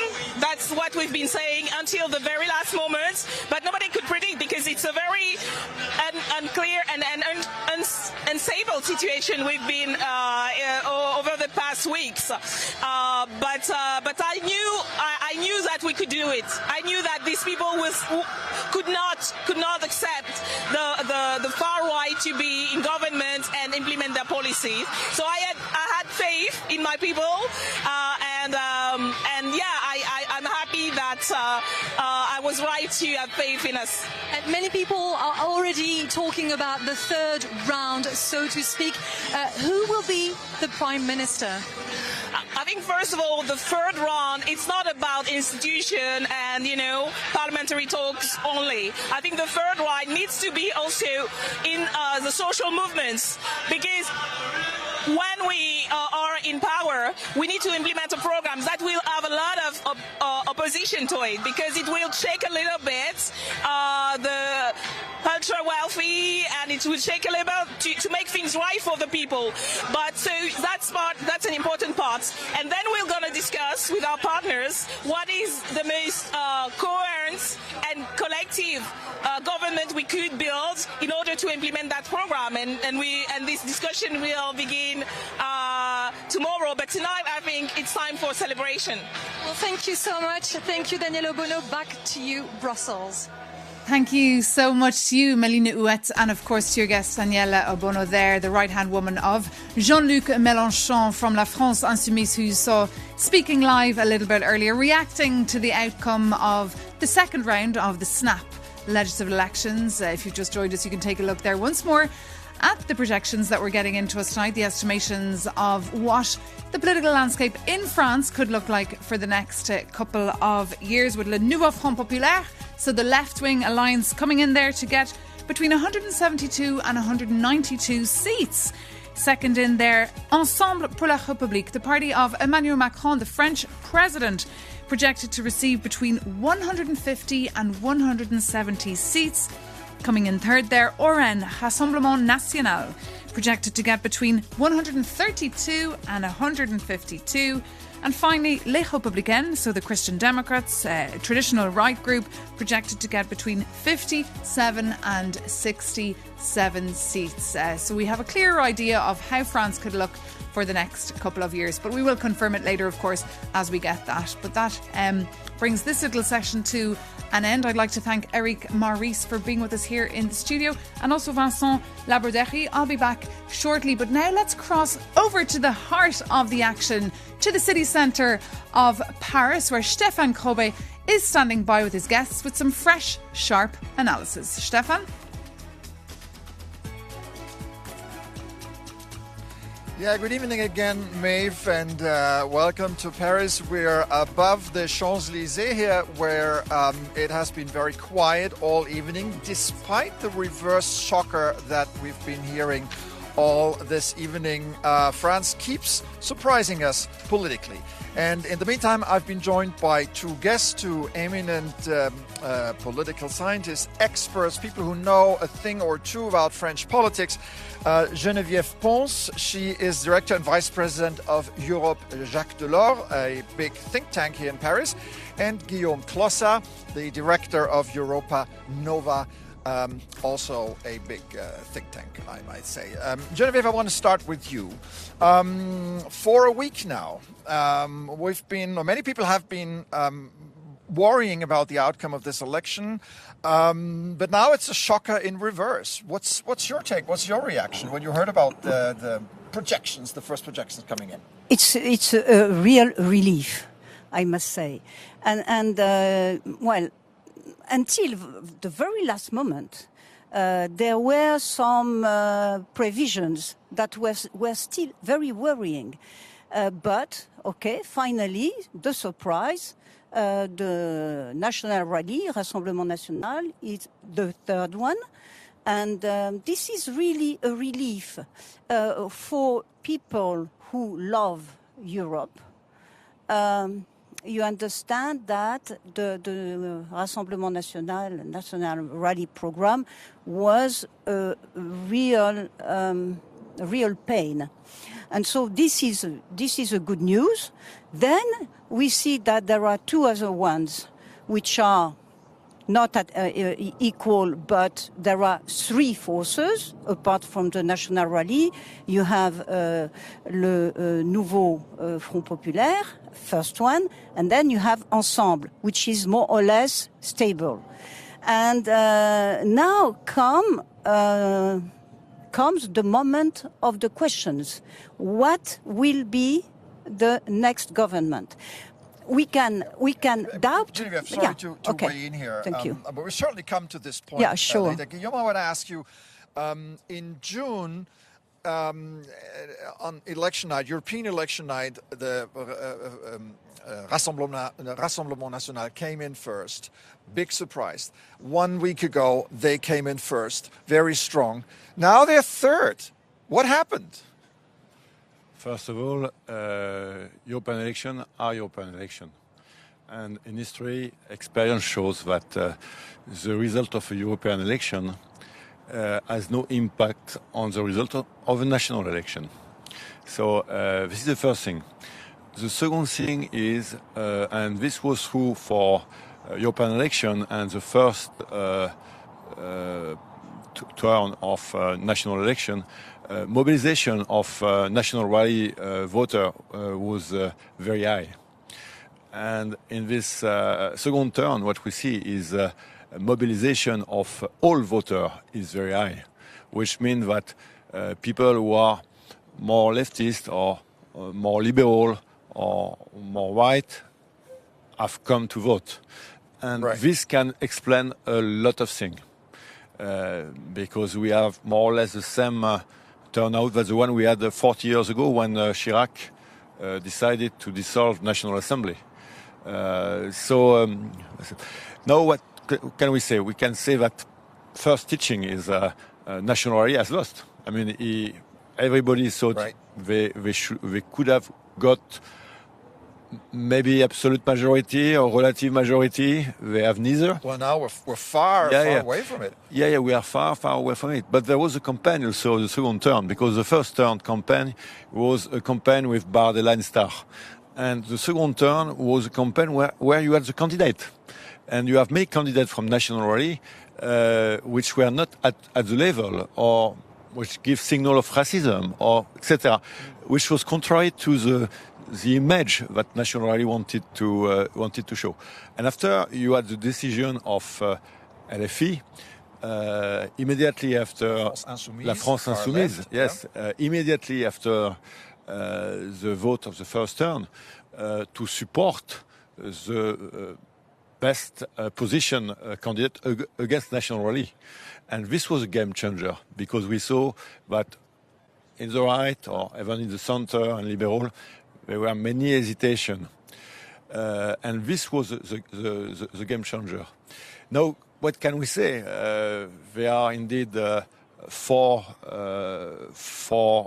quarters of the assembly. I don't believe that National Rally can have access to power, even if they have good results. They have much more results than the one they had. Renaissance, I mean, Ensemble, well, is much more than for Castilla, but much less what they have, because they lost 100 seats, and this is huge. This is huge, and in most cases, they won because LFI decided to support them. Yeah. But at the same time, if you look at qualitative survey, French people didn't want to have an extremist government, and they want to have a moderate government. So the difficulty is between the political offer and the reality check. So there is, I mean, even if they came in third, the Rassemblement National, there's still one big quarter of the population that is rallying behind that group. They certainly lost tonight. I think they're the first losers. The second surprise to me is not that the New Front Populaire won. The surprise for me is the strength of Macron's party, which is a little less than what it used to be, but they came in surprisingly strong on second position, before even ahead of the Rassemblement National. How can you explain that? I think that Macron, I haven't can seen Macron all week. Right? Yeah, I think that was. I think that was a really good. That was a really good decision, because, of course, you know, the population, after so many years of Macron in power, a bit reluctant towards him as a personal figure. So I think that his relative silence during these days was probably a good decision. I think that most of the French people are still somewhere in the center right, center left. And what I would wish as a citizen, as a French citizen, I am a French citizen, what I would wish is a coalition of this center-right and center-left, which, in my view, reflects most of the desires of the French people. There are extremes, they are strong, they are even stronger than before, but still there is a strong Republican majority.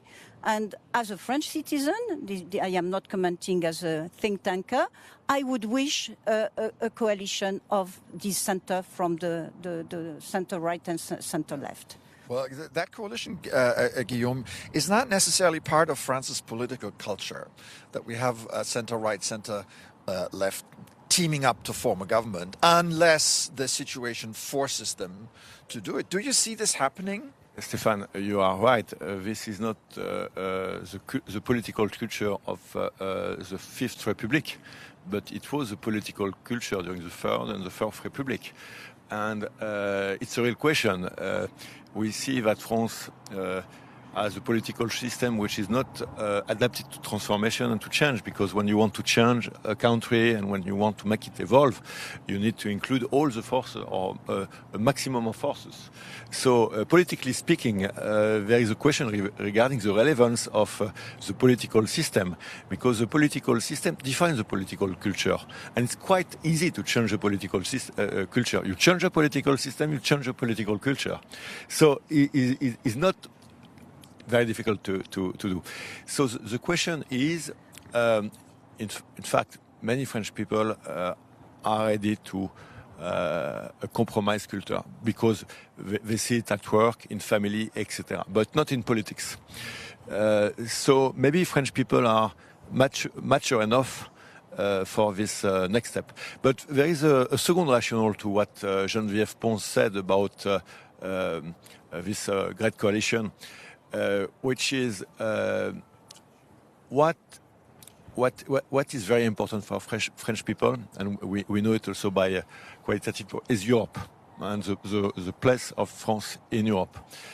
And if we consider that this is critical for the future of the country, it would not be irrelevant if we have the same majority in France or same coalition in France as the coalition there is in European Parliament, which is going to support the next European Commission.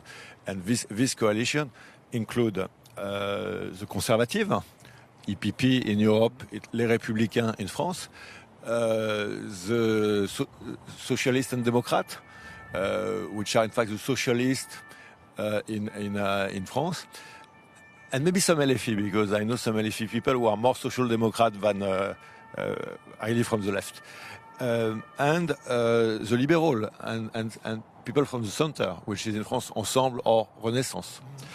And this would be really meaningful because at the end of the day, we are in a radical shift. We are in a period of acceleration, and it would not be bad to have the same kind of majority in Brussels and in Paris. And maybe it would be a strength for Europe and a strength for France. Yeah. So there's still a lot of instability and uncertainty, especially tonight. We don't even know the exact numbers. But I think there's one thing that is certain, that Emmanuel Macron comes out strengthened rather than weakened. And this is what we all thought he would. I am not sure of that. I would not say so. You probably have listened to Mr. Melanchon. Yes. So, Mr. Melanchon declaration, well, once again, a personal opinion. I think it's really he has proved that so many French people who were afraid of his victory, well, had some reason for that. So a very radical one, saying Mr. Macron must admit that he has lost and now, and so on. Okay. Genevieve, sorry, I have to, I get word here that we have to get back to Brussels, to Maeve. Thank you so much, Genevieve Pons and Guillaume Clossa. We'll be back soon. Maeve, back to Brussels. Thank you so much, Stefan Krobbe, and to your guests. Fascinating to hear their reactions to the results. If you've just joined us, we're here live on Euronews until 11 o'clock tonight, bringing you the results as we get them, and also bringing you analysis, telling you what does this mean for France, and of course, what does it mean for the European Union? As it stands, the results really see, the exit polls show a surprise win for the left-green alliance, the new alliance, the Nouveau Front Populaire, it's called, projected to receive between 172 and 192 seats, followed by Ensemble de République, so Macron's party, projected to get between 150 and 170 seats, and third in tonight, Rassemblement National, projected to get between 132 and 152 seats, and they're at the bottom of the list, Les Républicains, so the traditional right, who seem to have fallen apart in the last couple of years, projected to only receive between 57 and 67 of the seats. We can now cross straight over to Paris and take a listen to the Prime Minister of France, Gabriel Attal.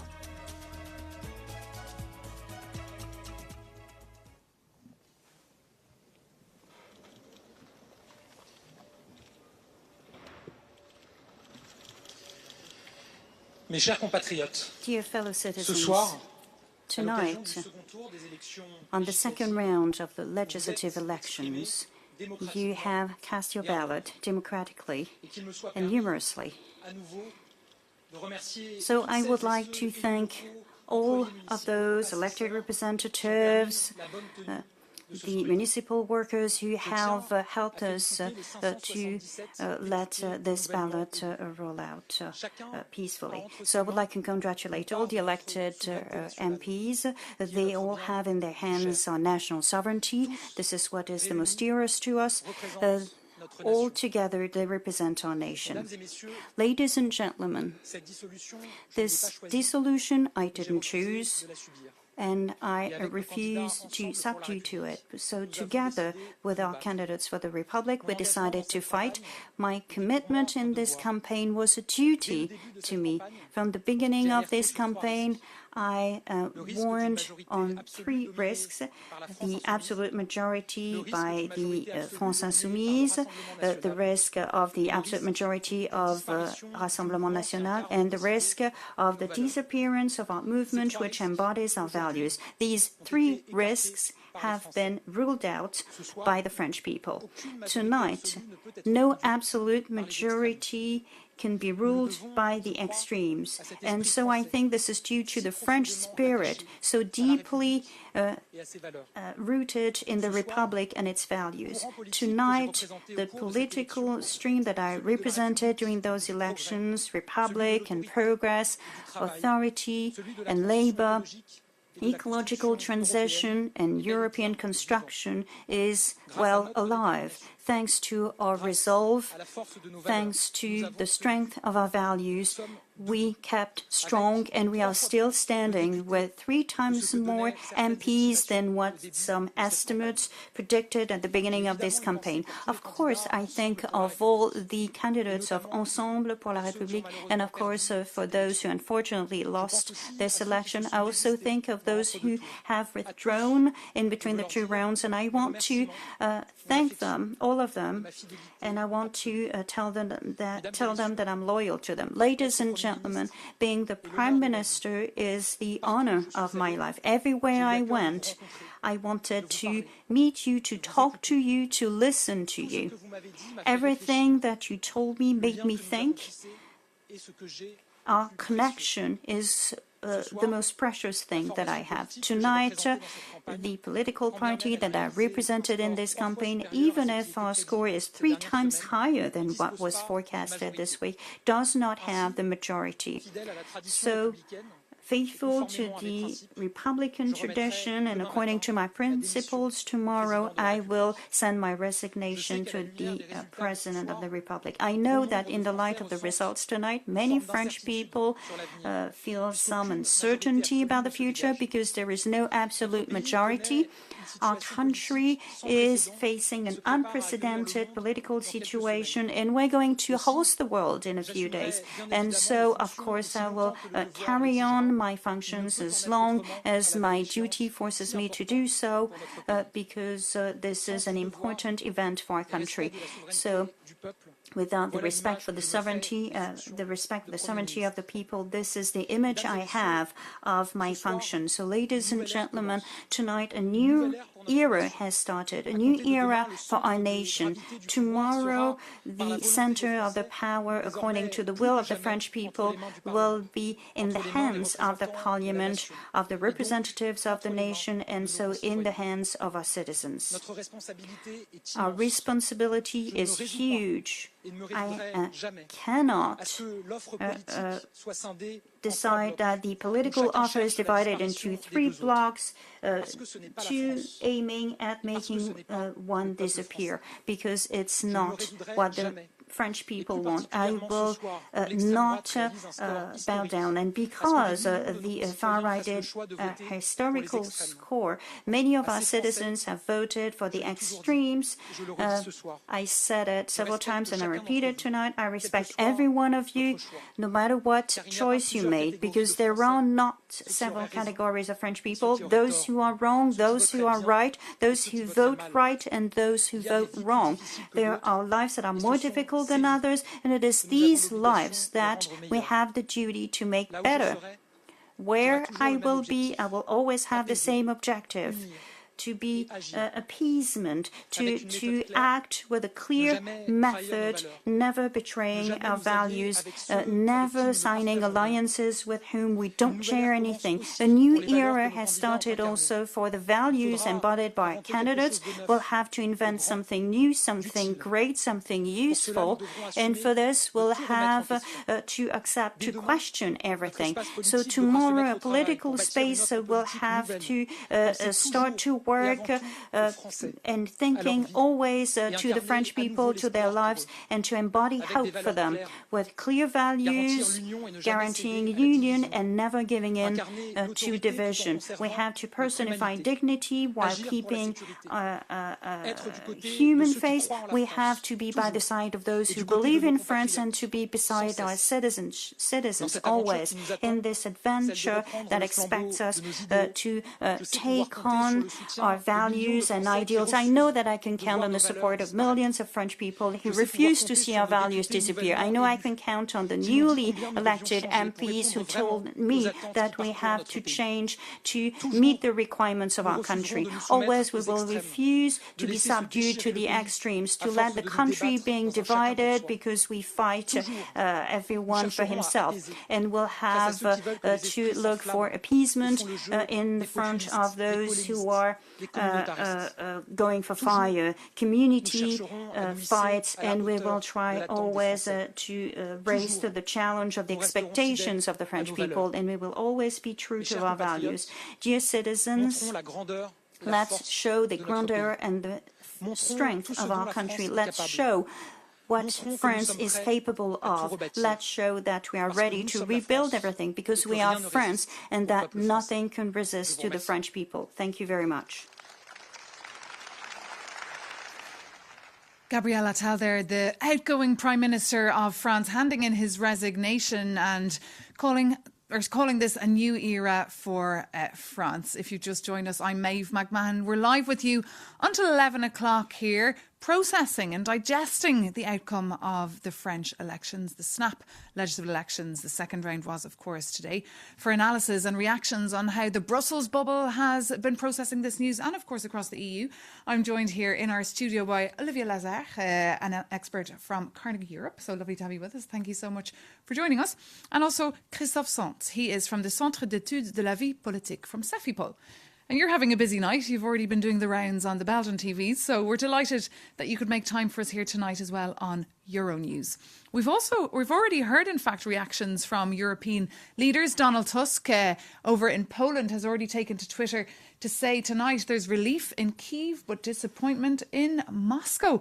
What have you been hearing, Olivier Lazare? Reactions have been? Well, obviously, relief is the big word tonight, right? It shows that essentially the Front Républicain, the Republican Front, did work when there was a growing threat for the RN in the last week to potentially sort of take over and have indeed power for the first time in the Fifth Republic.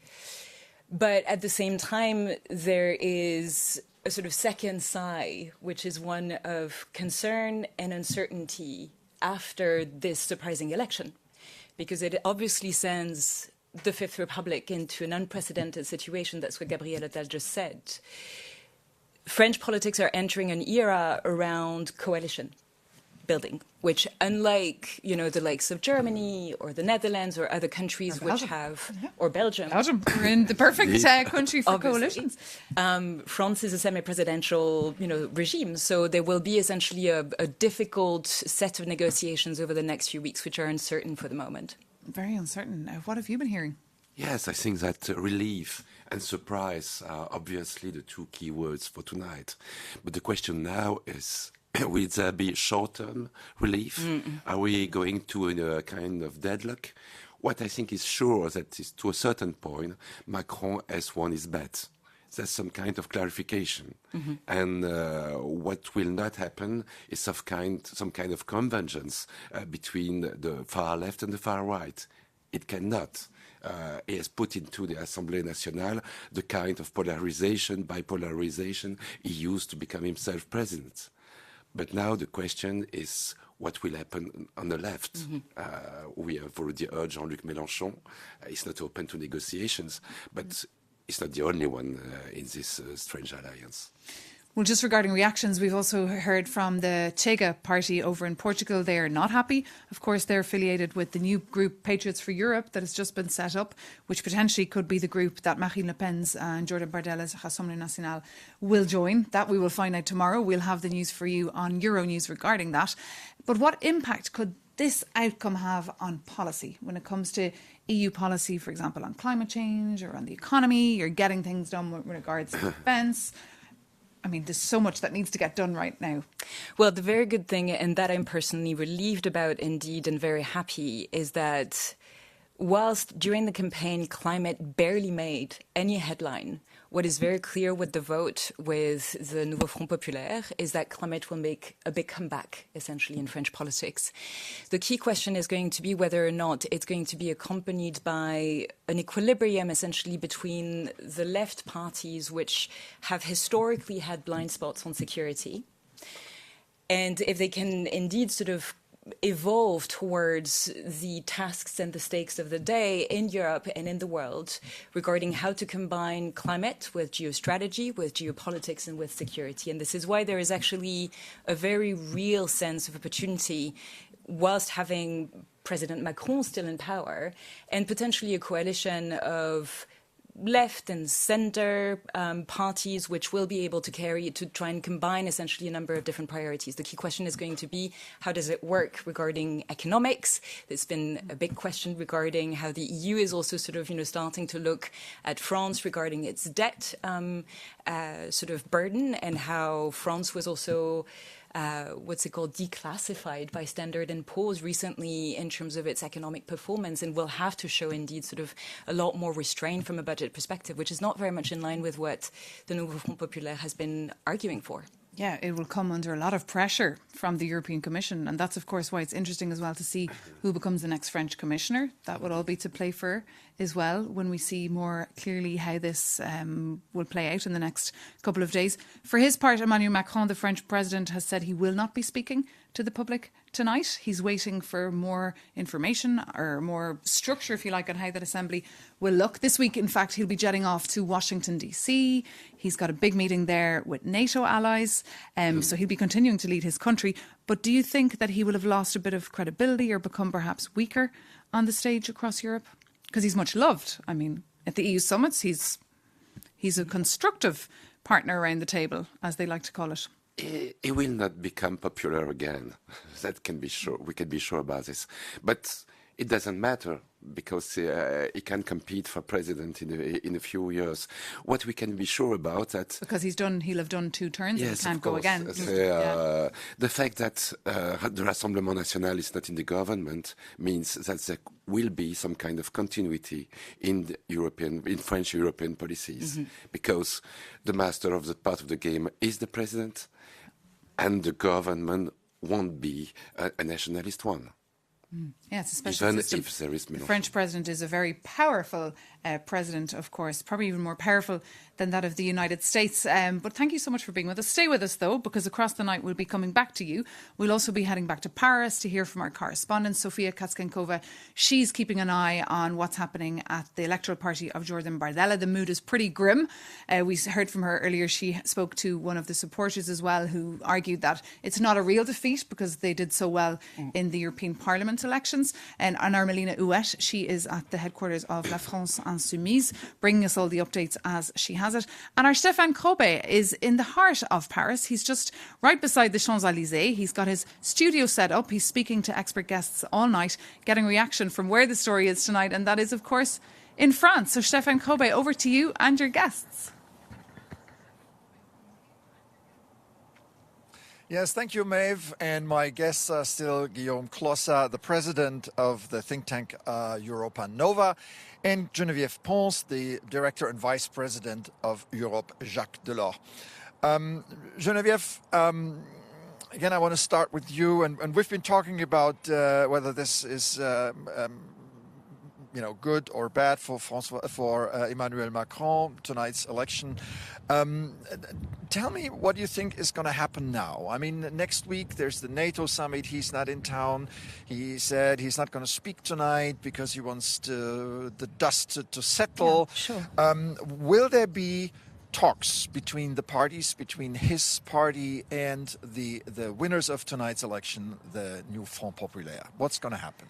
It seems to me that, yes, there is a need to talk because there is no clear majority. So let's see that Rassemblement National has not won. That's one thing. But the two others are Front Populaire and Ensemble. They have none of them can lead alone, so they have to find an agreement.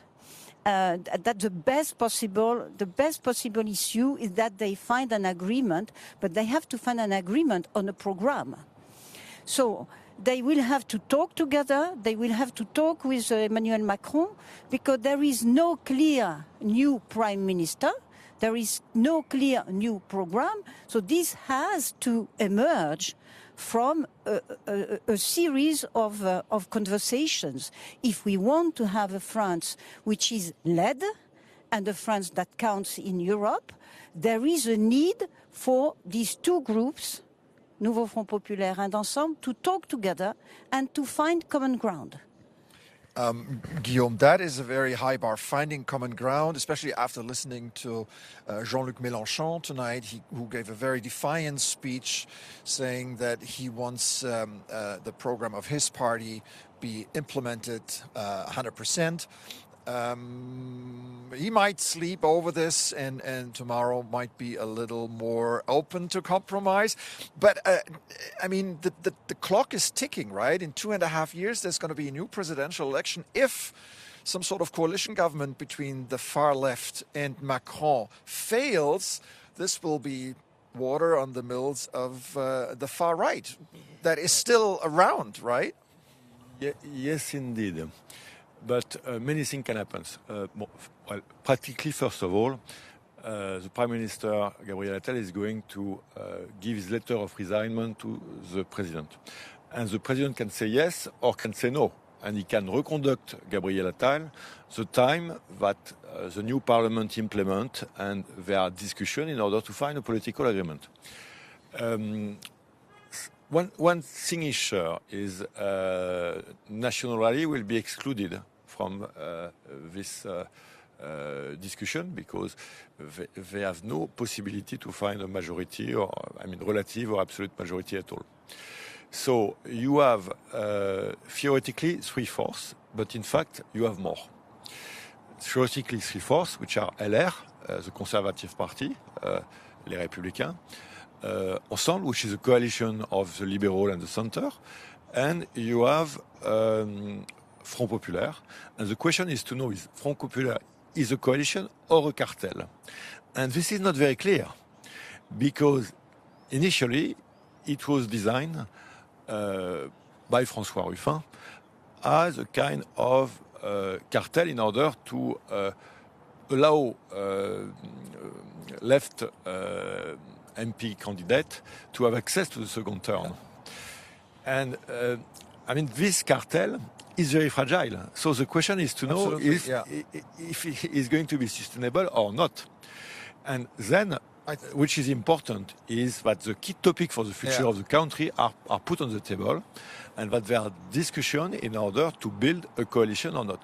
The difficulty is we have zero experience in the recent time of that kind of thing. And the second thing is, and this is an experience we have in Germany, in Belgium, in the Netherlands, even in Spain or Portugal, it takes time.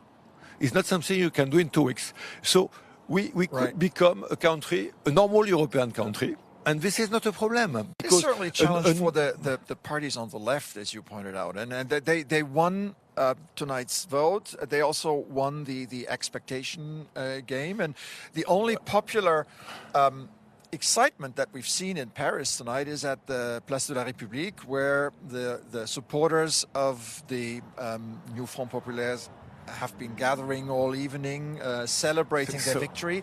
So people expect something, right? But beware, I will be very sensitive, because when we say people expect something and that the Front Populaire expect, is Front Populaire a real reality?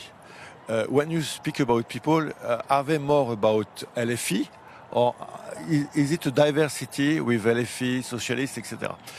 It's not clear at all. So I would not say that. I would not say... Of course, there are expectations, but you can't say the expectation of the Social Democrat and the left or the Green are the same expectation.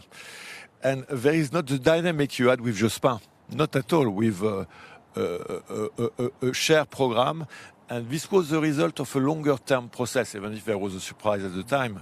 But there were a lot of convergence. Yeah. This is not the case. So expectations are not so high. And if you look at the left, I mean, it's not a success compared to 2 years ago. And we have 3 years ahead. In 3 years, many things can happen. In 1 year, the president can dissolve again. Yeah. Yes. Yeah. Geneviève, if we look at the Nouveau Front Populaire, the several parties, if history is any guidance, the president will nominate someone from the strongest political formation, prime minister. Who could that be? From which political party could it be? Could it be the Parti Socialiste? Could it be the Greens? Could it be some outside expert that is close to these parties? What do you think? I don't know. At the moment when we speak, I don't know what are exactly the result of LFI, the result of Social Democrat, and so on. I think that the Social Democrat did pretty well. So he would not be forced in any manner to take LFI because, once again, none of the 3 parts that we have mentioned has an absolute majority. So the only way to have an assembly that works would be to have a kind of center coalition. Okay. So in this hypothesis, taking the one which is far left would not be the best way forward. Right. So, but everything is extremely difficult. We don't know yet what the exact results are. We don't know yet inside Le Nouveau Front Populaire what is the strongest one. So we don't know the strengths reports. So we have, as you said, and this is what Mr. Macron will probably do, let the dust come down, settle. And probably there will be talks, there will be something to go forward. And it is absolutely true that we have to keep in mind 2027. 2027 is a moment when there will be presidential election. Okay, now we need to take a deep breath here. 2027, we need to be strong for that. That's from the Champs-Élysées. Maeve, back to you in Brussels for now. Thank you so much, Stéphane Crobet, and to your guests. Whatever happens in 2027 or 2024, 25, 26, we'll report it for you here on Euronews. We're live with you till 11 o'clock tonight to bring you all the latest on these elections, analysis and interviews, and also pictures from the capital. We can just take a look now at the images in the capital, in Place de la République. We can see the police have mobilised on force. There's tension in the air. You've seen people have been gathering as well all night from about 8 o'clock, just after those first estimations came out. The first exit polls already saw people take to the streets, mostly peaceful. But before that, the thousands of police had already mobilised there on the streets of Paris. We're just taking a look at those images to see what we can make of them more of, because, of course, over here in Brussels, just in the heart of the European quarter in our studio here, I'm joined by Olivier Lazare from Carnegie Europe for some analysis, and also from Christophe Sant from the Centre d'études de la vie politique. So we heard as well from the guests over in France how they're digesting the news. Obviously, everyone's waiting mode to see what will happen next. Emmanuel Macron, for his part, has decided not to speak to the press tonight. But what do you think the reaction tomorrow morning in Brussels will be when people wake up to this news? Again, very much temporary relief. There is this notion that, at the very least, again, the centre holds, and there is an ability, essentially, to keep Macron as a credible actor, including from a European perspective, including in the NATO context. And the question is going to be what coalition comes together in order to give a new political project to France, not just in the next year, which is going to be the test of stability, but also in the next 3 years, as colleagues in Paris mentioned, to a certain extent tonight marks a new form of electoral campaign to 2027, because the extremes are actually, they're not dead. They're very well and alive. And Marine Le Pen, the president of Rassemblement National, now she hasn't spoken to the public tonight. She hasn't spoken to the press, but she has spoken to a huddle of journalists. And she was very clear that their victory is postponed. She said the tide is rising. It did not rise enough this time, but it's still rising. So you're making a valid point. And they did win the European Parliament elections. We remember that night. They're sending over 30 MEPs to Brussels. Yes, indeed. The far right won't disappear in France tonight. And for the rest, wait and see. Wait and see at the national level in France, because we don't know what kind of coalition will be organized by Macron. And wait and see at the European level, because the French far right is not the Italian one, and so on and so on. There is all what's going on in France is crystallization, and the same is happening inside the far right at the European level. A very divided France, because imagine how disappointed now the voters of RN will be. And the fans of Jordan Bardella, the TikTok sensation, who's been promising that he will change France, he will bring hope to France, he will bring more money in the pocket of those many young people who voted for Jordan Bardella, thinking that he was going to be able to make sure they had access to housing, access to a decent job, a decent living. I don't believe, this is my personal opinion, but I don't get the sense that the French vote for the RN is actually a very stable one. It is one which is essentially one of...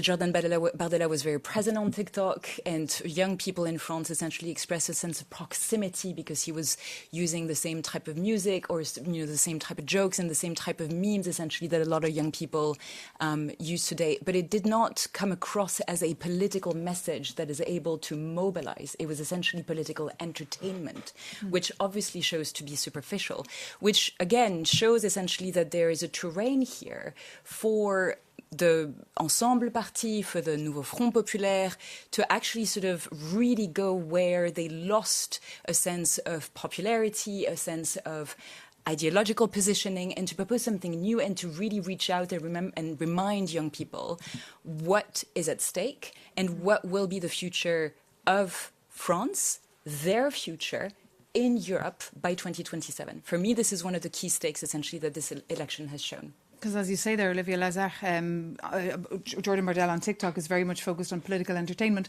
But in his speech earlier, he was focused on substance. But if you've just joined us, just a reminder of the projections, the exit polls of the outcome of the French snap legislative elections, the second round coming up there on your streets. And a reminder that 289 seats are needed for, of course, an absolute majority. But the clear winners tonight, in quite a surprise because it wasn't expected, are the Nouveau Front Populaire, so the left-wing coalition of Greens and Socialists and La France Insoumise, who cobbled together a group in a very few number of days. They're projected to get between 172 and 192 seats, according to our estimations here. Coming in second, Ensemble pour la République, so the party of the outgoing Prime Minister Gabriel Attal, who just resigned to the nation in a speech a little bit earlier. The party of Emmanuel Macron, the French president, projected to get 150 to 160. In fact, we've got updated figures. I think I'm reading a figures from previous estimations. As you can see, it's a moving night. So it's between 152 and 163 seats, in fact, projected for Ensemble. So it's a moving news, in fact. And then for Rassemblement National, between 134 and 152 seats. So it's moved. In fact, it's a moving graph all night long. And as you can imagine, our graphiste is very busy tonight trying to bring us all those numbers and figures as she gets them. But for now, let's get some reaction from where Marine Le Pen is tonight, and that is the electoral party of her party, or perhaps funeral. Let's check in now with our reporter Sofia Katzkenkova, who's having a busy night there speaking to supporters of the group. Sofia, what is the mood there at this time?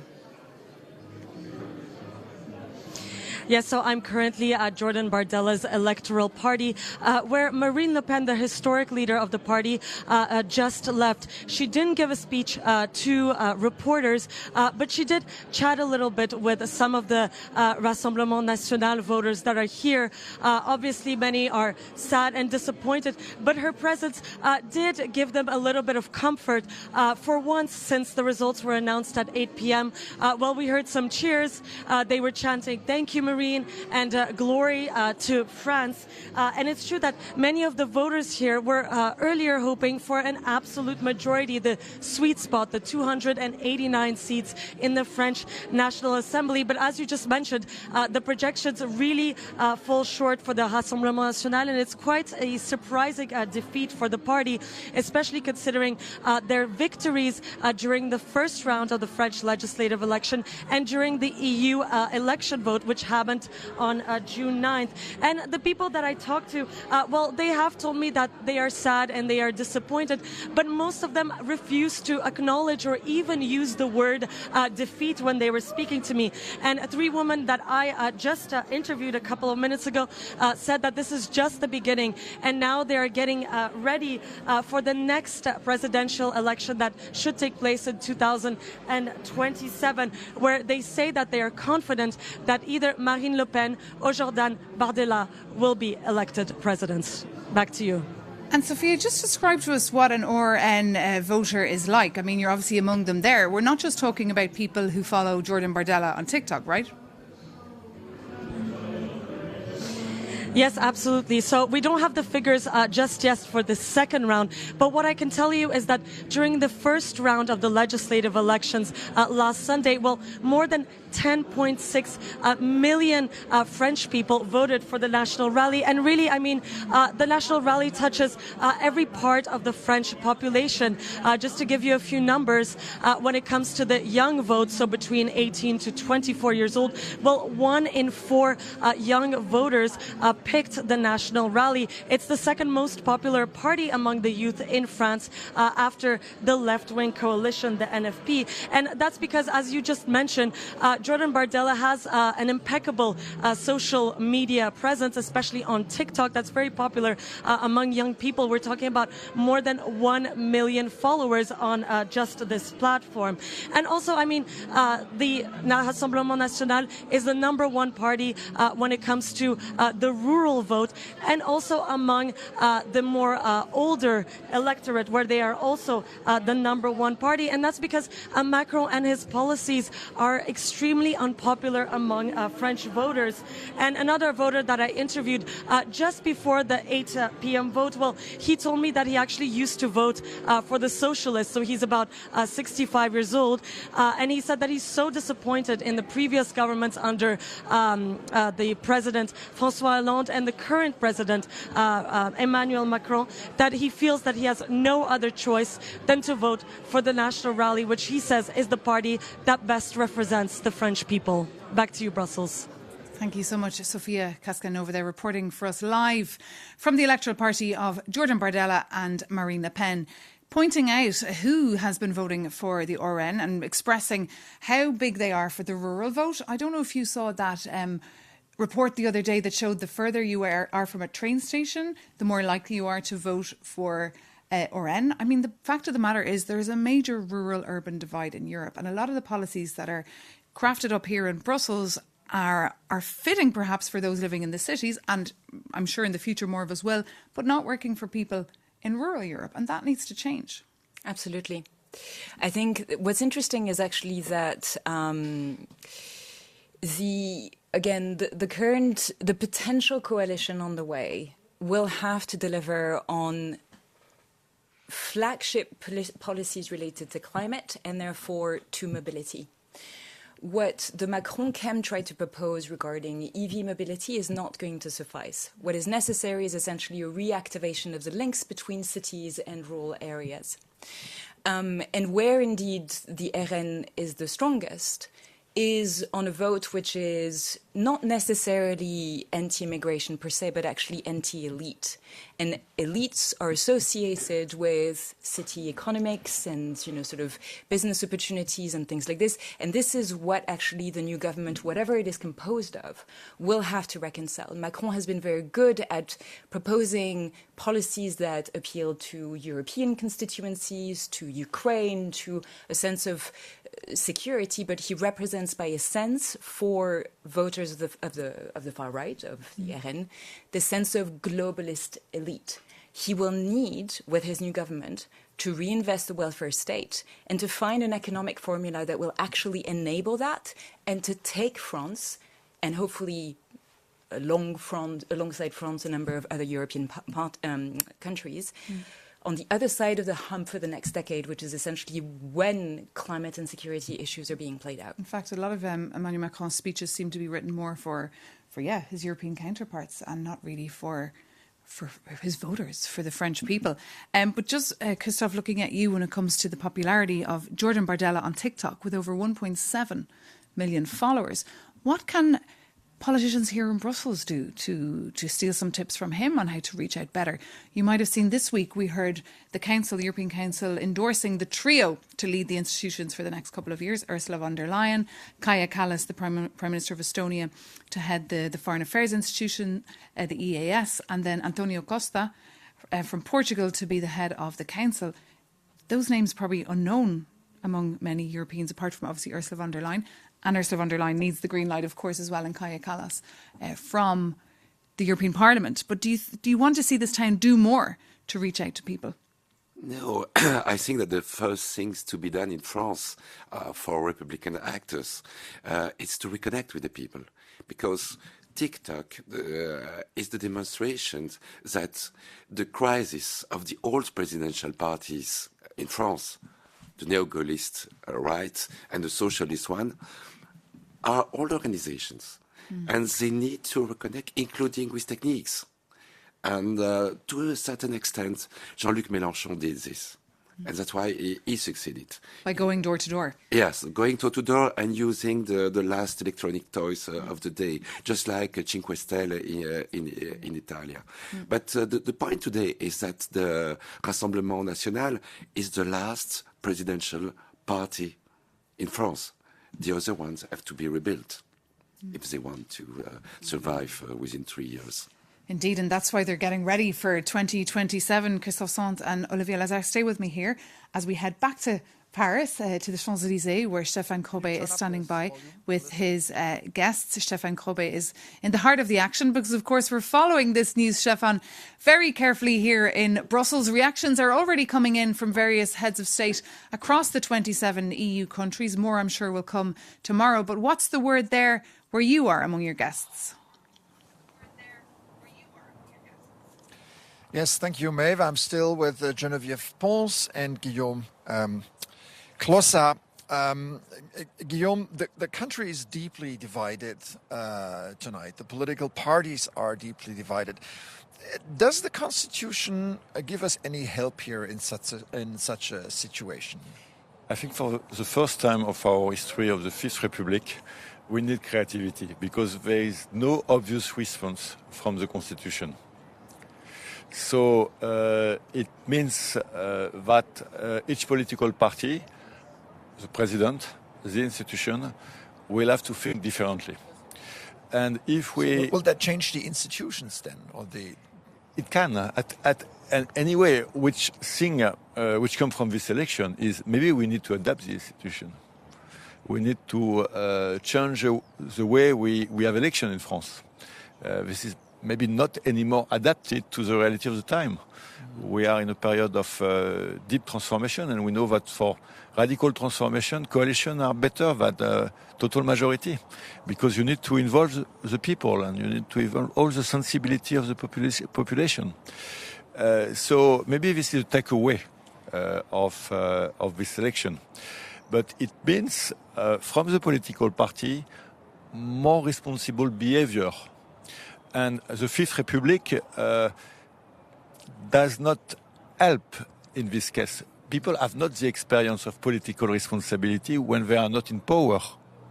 because they have not the experience of coalition and compromise. So we need to learn. But maybe this is something good for the country, and we can turn this political disarray in a political opportunity for the country. And I think this is a matter of responsibility, but also something that French people are ready to. Because remember, when they elected Macron, they wanted to get out of this old system, and the old system is back. It means that the institution, when you do not change and you do not change the rule, in fact, rearm the game as it was in the past. So we need to change the rules, and there should be a political reflection, a transpartisan political reflection for that, to adapt the institution and maybe to change Republic. Yeah. Geneviève, do you share these thoughts? Is France at the beginning of a learning curve here, politically, institutionally? We say in French, nécessité is law. So, nécessité fait loi. Necessity makes the rule. Necessity makes the rule. And we need, if we want to go forward, we need to build this kind of coalition. And we know from an European perspective that this works. This was the way the preceding republics worked before 1958 in France. So France is capable of building coalition and making them work.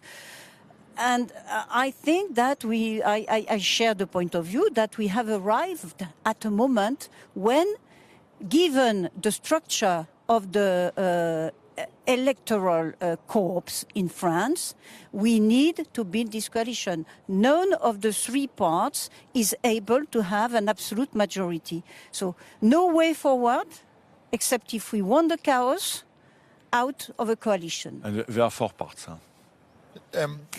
We talked about the role of Emmanuel Macron already. I'm bringing up some weird stuff now. Would it helpful if he resigned? No.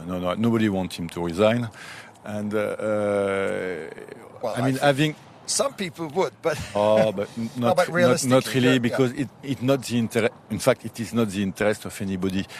Nobody is ready for the next electoral campaign. So it would not be a good thing. You know, election need time to be prepared. And this is also a matter of responsibility. I mean, the presidential election. So it's important that candidates emerge and that French people discover them, understand their program. It's preparing a program takes time also. And all the more since we are in a period of big change. So you can't have the program of yesterday. And one issue with the program of Front Républicain, it's really a program of the past. We need to be forward-looking. And nobody, for me, at the moment, has a forward-looking program. So it would not be good at all for him to resign. It would not be good for the country. And really, no political party wish it, because nobody is ready. Once that's said, if there is a political winner, I would say this is the Prime Minister, Gabriel Attal, because the Prime Minister decided by himself to be the head of the Renaissance campaign. I mean, and at the end of the day, the results of the party are not as bad as they could have been, and Renaissance is the first party in France, because Front Populaire is not a party; is a coalition of parties. So you see, it's not so easy to read this result.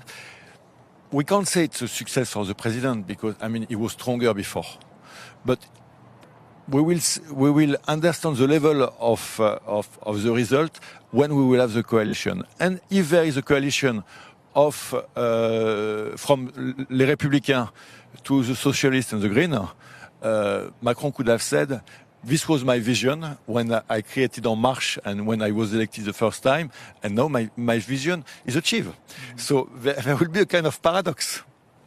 Geneviève, I want to give the last word of this round to you. Marine Le Pen said tonight to journalists that this is only one stage of a continuing rise of the far right, and the victory tonight, that didn't happen, just been postponed. Is France now entering a period of permanent campaigns, given that 2027 it's not that far away anymore? Yeah, well, we see the danger. More than ever, we see the danger. So the catastrophe has not happened this time. It's not a catastrophe. However, what is true is that the far right has continued to raise. I don't know the exact result. Nobody knows, I guess, but maybe by 40 seats. So the tendency to a growth of the far right is still here. So we have, during these years ahead, we have to address the roots of the rise of the far right. We have to look at inequalities. We have to look at angers. We have to look at everything that has fed the rise of the far right. And that I think, the main priority that we have to pursue. And to be honest, in terms of seat, Rassemblement National is the winner because indeed they multiply by 40%. They added 30% of seats, and this is huge. Mm-hmm. But as prospect, our forecasts were so high. Yeah, the expectation was much higher. Yeah, it's a loss. Yeah. But in terms of number, it's a big success. Yeah. The tendency, there is a kind of paradox. Look at the tendency for 2027. And it means something. We need to answer a certain number of questions that the French people have in mind, and that have not been solved out by the past government. Right. So there is a need of change, and there is also a need of change in terms of behaving, because from all the citizens, we know that they want a power institution that change their way of acting, and that should be much more horizontal and much less vertical. And this is the teaching also of this election. How can the voters of the Rassemblement National be brought back into the fold, into the center of political life? I think it's a question of frustration, of anger, and we have to understand what is really at the root of this anger. And I think that will be the key. What is that, in your opinion, that anger? Where is it rooted? And this is not proper to France. If you look at the tendency at worldwide level, you see that you have both a decrease in poverty and a rise in inequalities. And if you look at human behaviors, inequality is something that hurts. So we have to address inequalities in many manners, including with education, with health, public services, and so on and so forth. I would say you are right, but in addition, I would say it's also a question of perspective. People want perspective for themselves and their children, and they don't have perspective. And this is a reality, because in many companies, in many organizations, administration, it's very difficult for people to be promoted, because there is no home. And our growth model does not allow to pay too much. So there is a need to change it. I mean, it is not applicable at the time in which we are. And the second thing is public service. I mean, if you go to the campaign, there is a reality check. They are disappearing. Right. And there was, of course, a big divide between the big cities and rural France. Thank you so much. Merci beaucoup. Both of you tonight. Thank you, Stéphane. Geneviève Pons and Guillaume Clossa. Very nice talking to you. Merci. Thank you for your time. And back to Brussels. Goodbye, Merci beaucoup as well from Brussels to Stéphane Crobet and his guests Geneviève Pons and also Guillaume Clossa. If you've just joined us, we're live and we'll be live with you until 11 o'clock. If you've just tuned in, I might as well give you the results. These are the current estimations we're getting in, still to be fully confirmed, but according to Ipsos, the winners tonight are Nouveau Front Populaire, that's the union of the left, projected to get between 171 and 187 seats, followed by Ensemble de la République, so the party of Emmanuel Macron, the French president, and the outgoing Prime Minister Gabriel Attal, who has resigned in the last hour. In a speech to the nation, they're projected to get between 152 and 163 seats. coming in third tonight, unlike this day last week during the first round when they were the winners. Rassemblement National, the party of Jordan Bardella and Marine Le Pen, the National Rally, projected to get just between 134 and 152 seats. Marine Le Pen has not spoken to the press tonight, but she has said that their victory is just postponed. And the tide is rising, but tonight did not rise enough. We can now cross straight over to Paris and bring in our correspondent Melanchon, who has been with us all night, coming over and back. She is at the headquarters of La France Insoumise, where we heard from Jean-Luc Melanchon earlier. Melina, earlier you said people were starting to go to the bar, have drinks, take to the dance floor, perhaps start communicating with the other parties that are affiliated with La France Insoumise. Who have you been speaking to since, and what is the mood like now? Well, we've had some reactions from the three other parties forming this left-wing alliance. And Marine Tondelier, who's considered to be a rising star at the Greens, who's been all over national TV lately and giving interviews tonight on national television, she wrote a tweet to react to these results saying, and I quote, "Tonight social justice has won. Tonight environmental justice has won. Tonight the people have won. And it's only just begun." Olivier Faure from the Socialist Party gave a very long speech in which he basically said that most people tonight who felt threatened by the Rassemblement National about what they said for the past few weeks about their identity and the fact that some of them didn't belong in France, well, they could finally breathe, whether they come from different backgrounds, whether they come from the LGBT community. He said that now you have won, you can finally breathe. And there's Fabien Roussel as well from the Communist Party also wrote something on Twitter. He said on X, he said, "This 7th of July will go down in history. The French have foiled the foretold scenario. I'm proud of our people. Let's meet their aspirations. This is a matter of urgency." You've been working hard all night, but I can see the people behind you are enjoying themselves, listening to music. Is the night yet young, or what is the plan for the rest of the evening there? Well, it seems that the speeches are now over. People are dancing, people are chanting. We've heard lots of political songs lately. We've heard people singing and dancing to anti-fascist chants such as "Siamo tutti antifascisti" or "Bella Ciao," which is very popular here.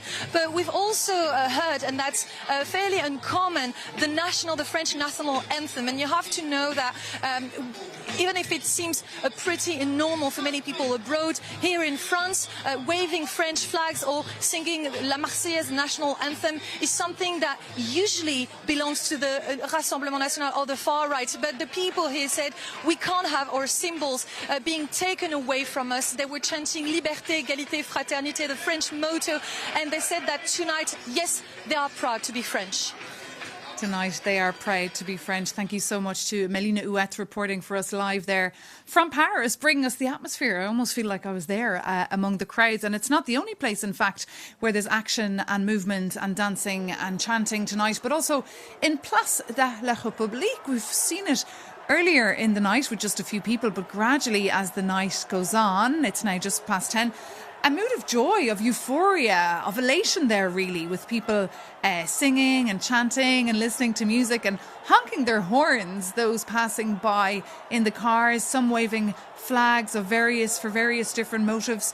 This place obviously is famous for protesting. In fact, many people take their protest there to make sure that their messaging is heard. And on that note, we heard already actually from Jean-Luc Mélenchon, Olivia, that if they can form a government, that they would recognise Palestine as a state. So you can hear already Jean-Luc Mélenchon getting ready really to govern, but we still don't know who will be the next Prime Minister and how they will manage to get together a government and who could be part of this governing coalition. It will be the President's choice. So anyone can say anything, but there is only one people in France who is entitled to make a choice. And it's a difficult one. It is a difficult one, and that's why Emmanuel Macron is playing his cards very close to his chest. He's not speaking to the press tonight. Sure. He hasn't communicated at all. He's sitting probably very closely with some of his trusted advisors and perhaps deciding who he could get on with. Because tell us perhaps who could potentially from this far-left alliance be a candidate. Maybe Raphael Glucksmann, for example? I personally have no idea. I think that a lot of people are really taken aback at this moment, including from the Nouveau Front Populaire itself. And if you listened to the way that Jean-Luc Mélenchon ended his own speech just an hour or so ago, he ended by saying, "Ma France, my France," right? He was very much personifying essentially the victory, whilst he knows that there are a number of other people in the Nouveau Front Populaire who are not ready to agree to a Mélenchon to Jean-Luc Mélenchon becoming prime minister. So there was the fact that he took the floor first was first and foremost actually a signal to other people within the Nouveau Front Populaire, even more so than to the Macron camp or to anybody else. It was essentially trying to mark his territory. And that will be essentially, much like, for that matter, what Jordan Bardella was saying, the next couple of weeks, particularly the next 11 days, because the next exceptional assembly in the National Assembly will be on the 18th of July, which is a moment when, that a lot of people will be watching. There will be a lot of negotiations within the Nouveau Front Populaire. There will be a lot of negotiations within the Macron camp. And what will need to be decided is whether or not they can agree on certain things. And there are some overlaps, relative overlaps between the Ensemble program and the Nouveau Front Populaire, but there are also some very real divergences and differences, most particularly around the pension system issue and around the alignment, for example, of salaries against inflation and inflationary pressures. And I think that Macron, even more so compared to a number of people on the left, understand that the next 3 years are going to be played out a lot on international financial markets, in the climate system regarding shocks that will be coming, that will be impacting France, but not just France. And the world is moving faster than politics. I mean, that's for sure. Absolutely. And so this question is essentially, like how the whatever government comes in power is able to reckon with the fact that there is a very real demand, as we were discussing before, in terms of how to reinvest the welfare state, but at the same time having budgetary constraints, economic and financial constraints, and shocks that are already in the pipeline from a security and a climate perspective. Let's not be fooled by... It's lovely to see the Place de la République tonight with this sense of relief and this sense of joy and the sense of, the sort of Republican front has won, has held, has sort of shown the true colors of France.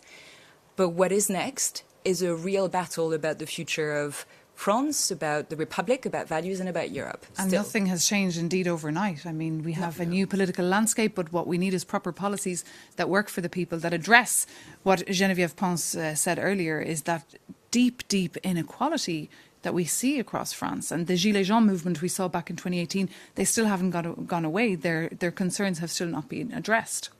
Yes, but I think there are two very different points on Macron's agenda, because the Yellow Jackets, he managed to solve the debate, and now it's about parliamentary games. And for the left, Mélenchon used to be an asset. Now he might be a burden. And Macron is obviously a great player, a Machiavellian-style player, but what he has to try now is to dislocate the new Front Populaire. Otherwise, no alliance could be done. He's probably working the phones perhaps as we yes, speak, probably. or letting them enjoy their night, and then he will do it first thing tomorrow morning. But obviously we're in Brussels and we're hearing reactions as well from across the continent. Donald Tusk from Poland, he took to X earlier to say, in Paris there's enthusiasm, in Moscow disappointment, in Kyiv relief, I'm very happy in Warsaw. In short, that's an interesting tweeter. He was of course the former head of the council, Donald Tusk, and he was always pretty sharp and pretty witty with his tweets. So he still is fulfilling that and providing very neat little tweets there. But he has a point, because speaking of Moscow, we did see the Kremlin put out a statement the other day encouraging Rassemblement National, wishing them the very best. We also saw on Friday the Hungarian Prime Minister Viktor Orban show up in Moscow after having showed up in Kyiv. So yes, Donald Tusk, very relieved, in fact, that the ORN didn't do as well as expected. Absolutely. And I think it also connects back to the point that we were making earlier about the TikTok presence of Jordan Bardella. We see essentially that a number of radical right and far right parties in Europe, in the UK as well, in the US, are essentially sort of using social media platforms, particularly TikToks, as new ways to connect indeed to, the sort of the young electorate. But we also know that those platforms are essentially breeding grounds for disinformation and misinformation campaigns coming from the Kremlin and from a number of other actors.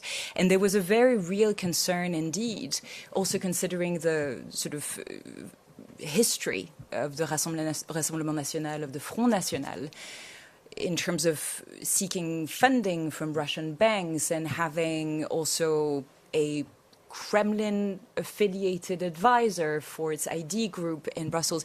There's a very real concern, essentially, that the Rassemblement National is some kind of Trojan horse or a mole, essentially, within the French system, and that if it had gotten to power, it would have essentially meant much lower support for Ukraine. I think that they played a fairly good political campaign during the last 2 weeks of trying to say, no, we're going to, there you go, we're still going to try and, support Ukraine, but we're not going to extrapolate our support the way that President Macron has done, because obviously they know that President Macron has been one of the key defenders of Ukraine, the key supporters of a European defense policy on the rise. And President Macron even floating the idea, remember, of sending troops. Boots on the ground. Yeah, boots on the ground, which just caused a bit of a disruption and a lot of reactions. But let's head back over to Paris, where Stéphane Crobet is in Euronews' live studio,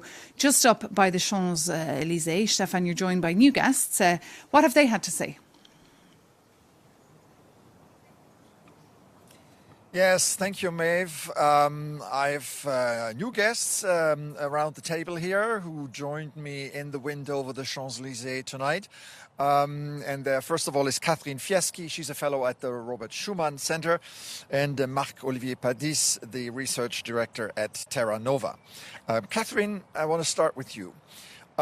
If you were the editor-in-chief of a magazine or newspaper, and you were about to put together tomorrow's big #1 page and headline, and you should show the clear winner, the face of the winner of this election.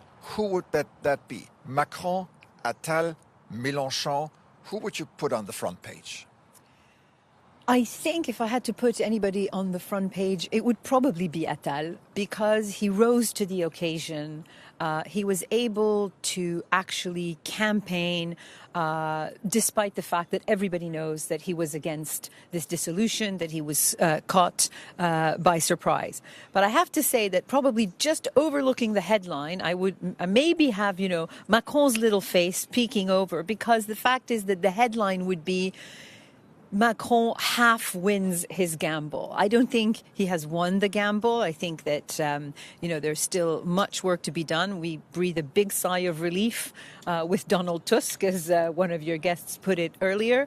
But at the same time, there is a government to be built. So partly won the gamble, but not entirely. Yeah. How would you put the front page together, Marc-Olivier? I would slightly disagree with Catherine on the fact that Macron, he shouldn't be on the picture, because he really put France in a very difficult situation for no reason, and everybody was surprised, and there was a sense of anguish in the country that he raised by this dissolution, which was really a very bad decision. So he can be relieved also in a way, but he's not the winner of the evening, because now are coming very difficult weeks and months for France. And he will have to learn something, is that he cannot be the president as he has been during his first mandate and the 2 last years. But if compared to last Sunday and compared to the night of the European election, there could be a sigh of relief right around the corner in the Élysée Palace tonight. But one thing is certain, there is no clear majority. There is going to be some sort of arrangement, although Melanchon was very defiant in his speech and he rejected all kinds of that sort of arrangement. But can he really afford saying this tonight? I mean, I understand, it's the excitement of the moment, but he also has a responsibility here, right? Well, the speech from Mélenchon was completely unreal because everybody understands that now is the time for a coalition. And you cannot enter in a coalition by saying, I will not negotiate anything, it's my program or nothing. So it's an interesting moment for France because we have to learn how to build coalition and how to negotiate and free ourselves from this kind of rhetoric of very of battle and quarrel and so on. So there is something new, and Mélenchon is not the right man to lead any coalition for sure. Catherine, is France becoming a normal European country that needs to build a coalition? I know the system works differently here than in Germany or Scandinavia or the Netherlands, but finally the French need to get their act together and start thinking about that, right? Well, they need to move on from, what is often a winner-takes-all mentality, right? And clearly this is the challenge going forward. These institutions, this Fifth Republic, was really, constructed around the personality of one man who had a particular vision of France and of his role within France. And it's taken a long time, including previous cohabitations, to try and learn how one builds coalition, how one co-governs, how one actually gives some truth to this idea that we are a hybrid regime here, part presidential and part parliamentary. What's happened tonight, I think, what is quite clear is that there has been a shift toward parliamentarianism in a way that has not happened before. The Prime Minister up until now, the Prime Minister Gabriel Attal, made very clear in his speech about an hour ago that there was a shift towards parliamentarianism, and I think that France is probably up to the challenge. But it's true that personalities like Jean-Luc Mélenchon, he has grown up in this winner-takes-all system, and it's going to be very difficult for him to change. He's a man of a past period, right? He was a buddy with Mitterrand, so decades ago, right? He goes back decades. He's got a particular personality. He's got a particular following as well, and a particular followership that is a little bit cult-like, I would argue, or sect-like. And so I think that it's going to be very difficult for him to move on. I think that one of the tests of the next few weeks, few months, is whether actually he manages to change or whether he gets to be seen increasingly as yesterday's man, unable to actually, jump onto this bandwagon. Marc-Olivier, there's still a huge divide in France between the big cities, the smaller cities, and rural France, and we've seen that play out last Sunday. When we looked at the map, it was all brown, the color of the Rassemblement National, and there were some red spots, basically Paris and the big cities. Is tonight the revenge of urban France? No, I don't think so. Because maps are a bit desolating, I would say, because, as you say, people vote, not territories. So the rural areas are very important in France, but the people are not living, but few people are living in these areas. So, and the average voter of the National Rally is more and more like the average Frenchman, in fact. So it's difficult to say that it's one France against the other. My interpretation of tonight's result is linked to the turnout. The turnout was very, very high, 67%. This is the best for 30 or 40 years. And so for me, this means one thing, is that many people in France are not really interested in politics. They don't vote systematically, but they know one thing is that they don't want the far right to have the power. And in this case, they come and they vote. And even we have this very strange system of, first past the post majority system, 2 rounds. In the second round, you have withdrawal of candidates. And so tonight or today, many conservative voters had to vote for the left, and many voters from the left had to vote for a conservative candidate. And this is a very strange system. But what it tells about the country is that the National Rally doesn't have a majority, even if they progress in every stage of the society. Catherine, isn't that problematic for a democracy if people have only the choice between 2 bad options, or what they consider 2 bad options, and they said, I can't do this, I have to do this, I don't want it, but I have to? Well, I think that they get to express a choice in the first round, and then the second round, probably they have to make this sort of choice. I think in this particular election, we found ourselves in a very, in a unique situation, because at the beginning there were 306 three-way races, and over the course of 2 days, candidates bowed out in order to make sure that they could block the Rassemblement National candidate. That's the name of the game, right? Yes. We'll see. We'll see in our next round when we come back to Paris. For now, it's back to you in Brussels, Maeve. And Stefan Grobe, you mean our next round of talks, not the next round of legislative elections, because of course these legislative elections are split into 2 rounds.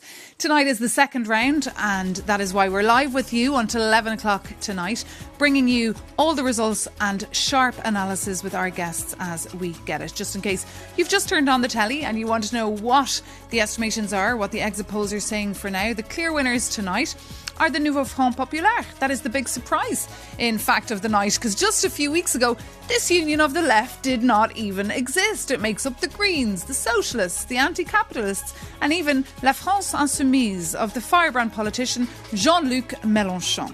They're projected to get between 171 and 187 votes, followed by the party of Emmanuel Macron and the outgoing Prime Minister Gabriel Attal, Ensemble pour la République, set to get between 152 and 163 seats.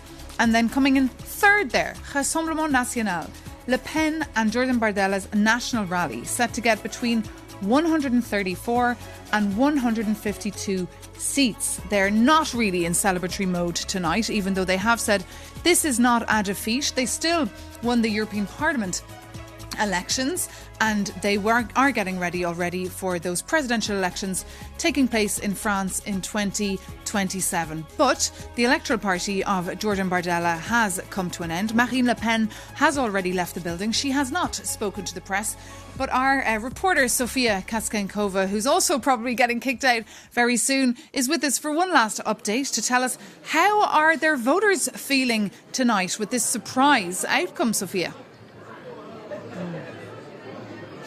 Well, as you just said, it's true that Jordan Bardella's electoral party is coming to an end. And I mean, I use the word party very lightly because, as you can see behind me, there is barely any more press and barely any more National Rally voters, who were plenty when we got here, about 100 or even more when we got here at the beginning at 6 p.m. And as you said, about an hour ago, Marine Le Pen also left the electoral party. She didn't give a speech, but she did speak a little bit with these National Rally voters, and I think her presence was really some sort of consolation, let's say, tonight for them. For the first time since the results were announced at 8 p.m., well, we heard a little bit of celebration. They were chanting, thank you, Marine, and glory to France. And that's because many voters here tonight, before the election results were announced, were hoping for an absolute majority for the National Rally, but instead fell short with the projections that you have mentioned here from Brussels, which is quite a surprising defeat. However, many of the people that I spoke to are refusing to qualify it as a defeat, although they have admitted that they are sad and disappointed. And some of the women, for example, that I spoke to tonight, well, they said that this is only a deferred victory, echoing what Marine Le Pen said on TF1, which is the national television channel here in France. And they said that they are hopeful that either Marine Le Pen or Jordan Bardella will win the next presidential elections here in France in 2027.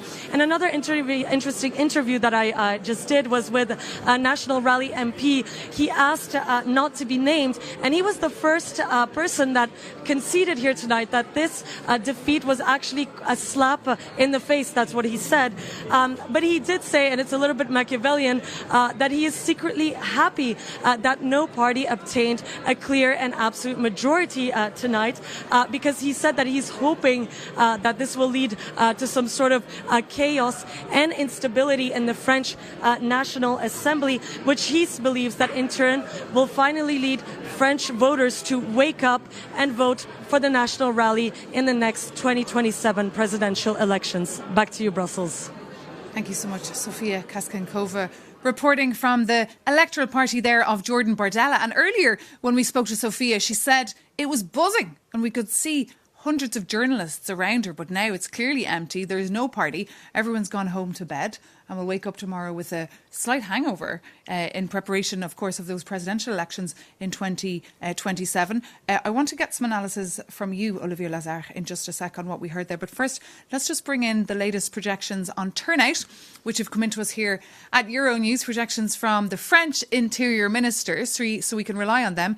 67.10% seemingly. So many French people, millions of French mobilised today in those in the second round of those legislative elections, compared to last weekend, which was just under 60%, and back in 2022, where it was very low at just 46.2% of people going out to vote. So that's the latest projection there, 67.10% of the votes. So Olivier Lazare, you were listening there to our correspondent, Sofia Kaskankova. I think what she mentioned is very important for two reasons. The first thing is that the so-called theory of an inoculation will not happen. The Macron move, which some have interpreted as being, will let the Rassemblement National try and govern for the next year, 2 years, will not happen. So then that means essentially that people who are tempted to vote for the Rassemblement National will still be tempted in case the government fails to deliver on fundamental issues that drive voters to go towards the Rassemblement National. And it's connected to a second thing. Earlier, your colleague was also talking to somebody, a 60-year-old man, apparently, who used to vote for the Socialist Party and who is now voting for the Rassemblement National. It shows you essentially that there is a hollowing out of a number of different parties. For the moment, the Front Républicain has held. The French people were clearly not in favor of having the Rassemblement National in charge of the government. But what we're observing is that the Rassemblement National is managing to extend essentially its voting base from the Républicains to the Socialist Party, to young people who are not necessarily yet fully decided from an ideological or party perspective who to really vote for and what's at stake. And that means essentially that if we enter particularly a year-long period which is marked by instability and chaos, as your colleague was mentioned, this will play into the hands of the Rassemblement National. So the next government is going to have to walk a very tight political line in order to make sure that it fully identifies indeed the drivers that lead a number of people to vote, to give a structural vote to the Rassemblement National, issues around mobility, issues around... Well, earlier you mentioned that long list of issues that government will have to deal with, Christophe. I mean, you're Belgian. So, of course, the Belgians have a lot of experience with building coalitions. They were also made international headlines a few years ago for being a country that went the longest without having a proper government. It was just technocrats that ran the country. What would be your view on this, or any tips, perhaps, for the French on trying to cobble together this new reality? I would love to, but it's not the case. You wouldn't dare.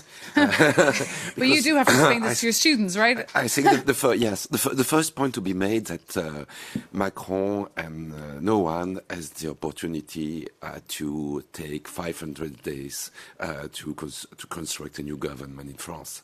They have to deliver.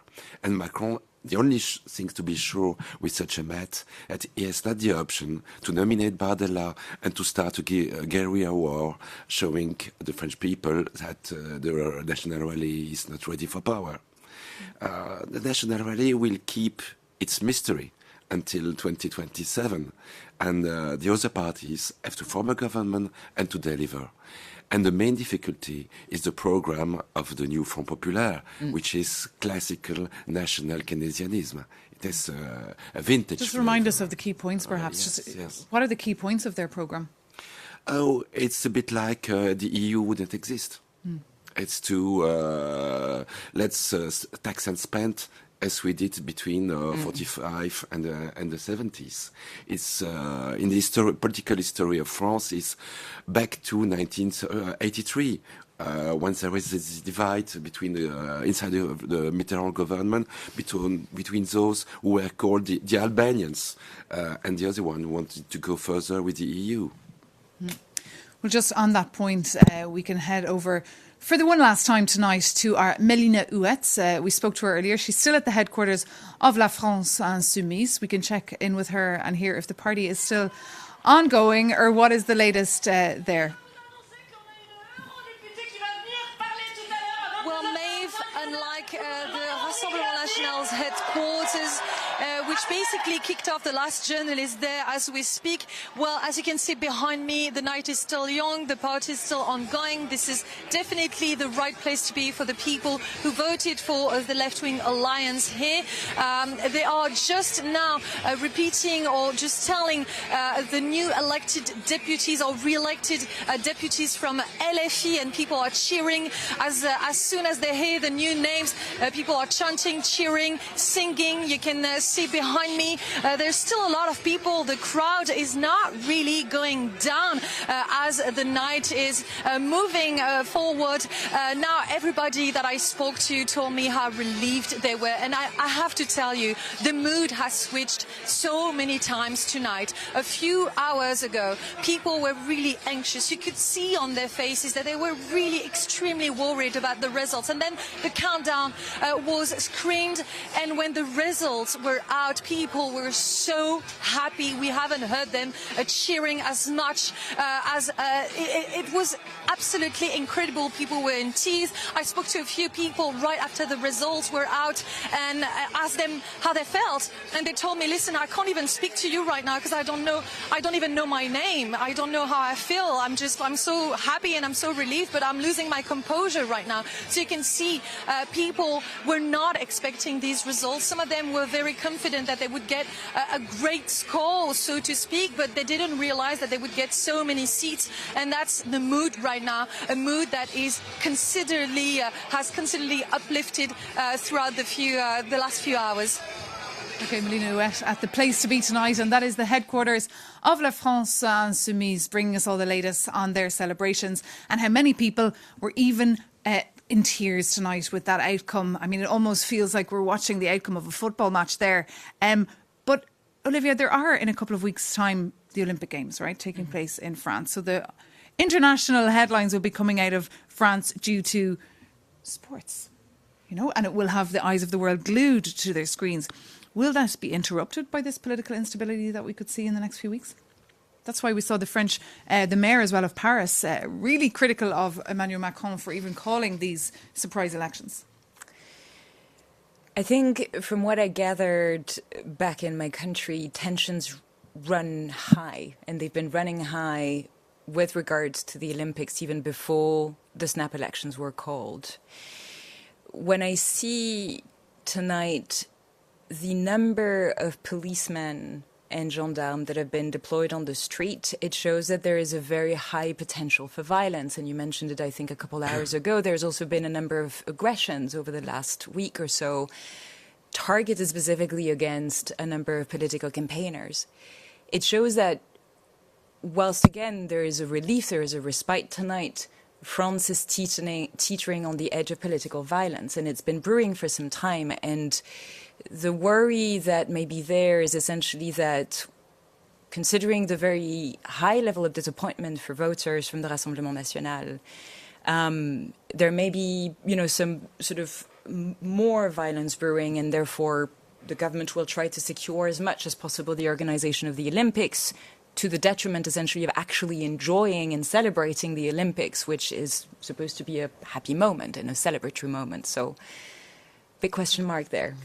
Well, let's check in with Stefan Grobe once more and hear if his guests have any more analysis for us and reactions. Stefan. Yes, thank you, Maeve. My guests are still Catherine Fieschi and Marc-Olivier Padis. Marc-Olivier, I want to start with you now. We're still 2.5 years away from the next presidential election, roughly an eternity in politics, as we've seen over the past 5-6 weeks. But yet, is there any kind of message, something that we can learn that can help us basically put 2027 in perspective? What is the message of the evening? Oh, yeah, sure. I think that the message is that everybody has to learn a new way of doing politics in France, and that, as Catherine said, the parliament is now at the center of the game, which is quite new. And the president himself, Emmanuel Macron, will have to learn to change his way of governing. He cannot, in the current situation, be present on every topics and be in front of the political debate. He has to withdraw a bit and to let the parliament do his work. But the parliament also, I think that we have to look for a peaceful moment, a moment of pacification in France. Many analysts said this in the last days, and because there has been so much tension in the last weeks and in the last years. Political violence. And sometimes, quite frightening. So I think that would be the main important message would be to, we're not so much, in this perilous situation and in the fringe of violence. We can manage, we can find new way to build coalition, discuss, negotiate, because that's what has been lacking for too long. Catherine, when Emmanuel Macron came to power, he did this by sidelining, if not killing, the center left and the center right, by the Parti Socialiste and the party of, basically, for all the presidents in the past who came from one of these two parties. They played virtually no role during his term and a half in office. Yet political life needs a strong center and needs competing parties in the center.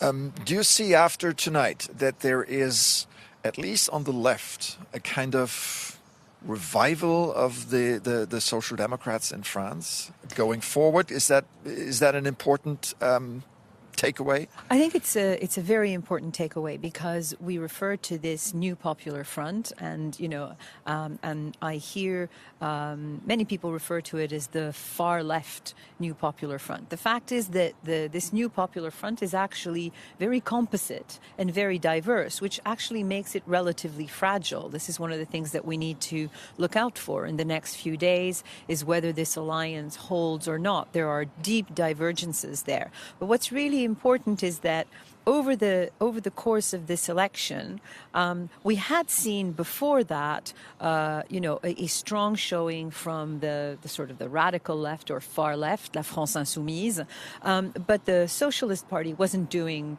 terribly well. It had remained weak. The Socialists or Social Democrats did better at the European elections. They got 14%. But here, tonight, what we see in this second round is that in the new Popular Front, there is a new balance being struck. La France Insoumise and the Socialist Party are actually neck and neck. So it's a much, in a sense, it's an alliance in which the Socialists, the Social Democrats are stronger than they've been in France, certainly since 2017. They're predicted between sort of 63 and 69 seats. That's a lot. They've gone up enormously. So I think it's very hopeful. I'm not entirely sure that the alliance can hold, but I think that what we see is a resurgence of social democracy, which is great, but also I think a real consciousness from the Social Democrats and from others in the political spectrum, that there needs to be some, a moderating force. The number of interviews tonight where politicians say we need to behave as adults, right? We need to behave as adults. We need to find a compromise. We need to learn to work together. I think that this is really hopeful. Mm-hmm. I don't think that we should forget that a week ago, 10.6 million people voted for the Rassemblement National. These people, these voters, whatever their motivations, they can't be swept under the carpet. And so part of the task in the coming weeks, in the coming months, in the coming years, is to make sure that they feel they can be integrated, into a viable political option. What about the center-right, the Gaulliste, the party of Jacques Chirac, Nicolas Sarkozy? Unlike the Social Democrats, the Parti Socialiste, they don't seem to gain any ground. I mean, they're totally almost irrelevant politically. How is that possible? And do you see a meaningful future for them? I mean, they're not even playing any role in this new upcoming political arrangement, right? Well, they could if they wanted, but they showed tonight some signs that maybe they want to stay away because maybe one of them, Laurent Wauquiez, wants to run as president. So that would be a huge mistake, just to think about this in 3 years election. But I think they lack a strategy towards the national rally. They don't know how to deal with it. And they decided for the wrong strategy is to mimic, in fact, the national rally and to take some of their ideas and rhetoric and so on, and they are weakened because of that. So they have to change their strategy, find the right strategy, and what they forget is that their electorate, they are conservative, but people who vote for the national rally are not conservatives. They want things to change completely. They are more radicals in a way. So they should find a strategy, but they can't. Well, for any reason, I don't know. They were not able to find it. And they don't have a leader also. That's a problem for them. We talk about politics all night. Let's bring in policies and party programs. And do you see any common ground here between the winners of tonight's election when it comes to social affairs, when it comes to the fight against inflation, when it comes to Ukraine? Melanchon was basically saying it's my way or the highway, but I think he will have to dial it back. But do you see here some sort of programme commun? Well, there was a common electoral program which they managed to pull together, to their credit, very quickly. That was a surprise. It was a very big surprise to Macron, I think. So, there was a common electoral program, but there are deep differences between them. Yes, they agree on some of the social programs, for example, on increases in the minimum wage, for example, and particularly on, funding for public services. These are definitely areas that they share. But I would say that particularly in foreign policy, and particularly with respect to Ukraine, there are really very deep divisions there. And also there are divisions in political style, because I don't believe that Mélenchon is, very big on consultation and collaboration. And that's something that I think, runs contrary to some of his allies, be they on the environmental side or the Social Democrats, who have more of a tradition of deliberation and collaboration and working with civil society. All right. That is a fantastic conclusion. Marc-Olivier, Catherine, thank you so much for coming tonight. One thing is certain, French politics will not be boring. It will be much more entertaining and much more suspenseful in the weeks and months ahead. And that's back to you, Maeve, in Brussels. Thank you so much to Euronews' Stéphane Crobet there, and to his guests for all their live analysis on indeed what has been a very fascinating election night, as well as last Sunday was it too. If you've just joined us, we're live here on Euronews. We've been live, in fact, all night long since 7 o'clock. We've also been live blogging, bringing you analysis and also the results as we got them. We can tell you now what our latest estimations are according to Ipsos. The big winners tonight are the Nouveau Front Populaire, projected to get between 177 and 192 seats, followed by the party of Macron, set to get between 152 and 158 seats. Coming in third, though, Rassemblement National, the party of Marine Le Pen and Jordan Bardella, who just last Sunday night were celebrating a victory. There was euphoria over in Calais when Marine Le Pen was giving her speech. But tonight, their party ended earlier with them coming in third. But the Rassemblement National have said that this is not a defeat, that they already won the European Parliament elections. They'll be sending over 30 MEPs to the European Parliament in Brussels and Strasbourg, and they'll be getting ready for those presidential elections coming up in 2027. And coming in fourth there, Les Républicains, so the traditional Christian Democrats, the party of the former President Sarkozy, the party as well of Michel Barnier, well known to our viewers for being the Brexit negotiator on behalf of the European Commission. I'm joined here in the studio by Christophe Zenz from the Centre d'études de la vie politique, a Belgian political scientist and professor.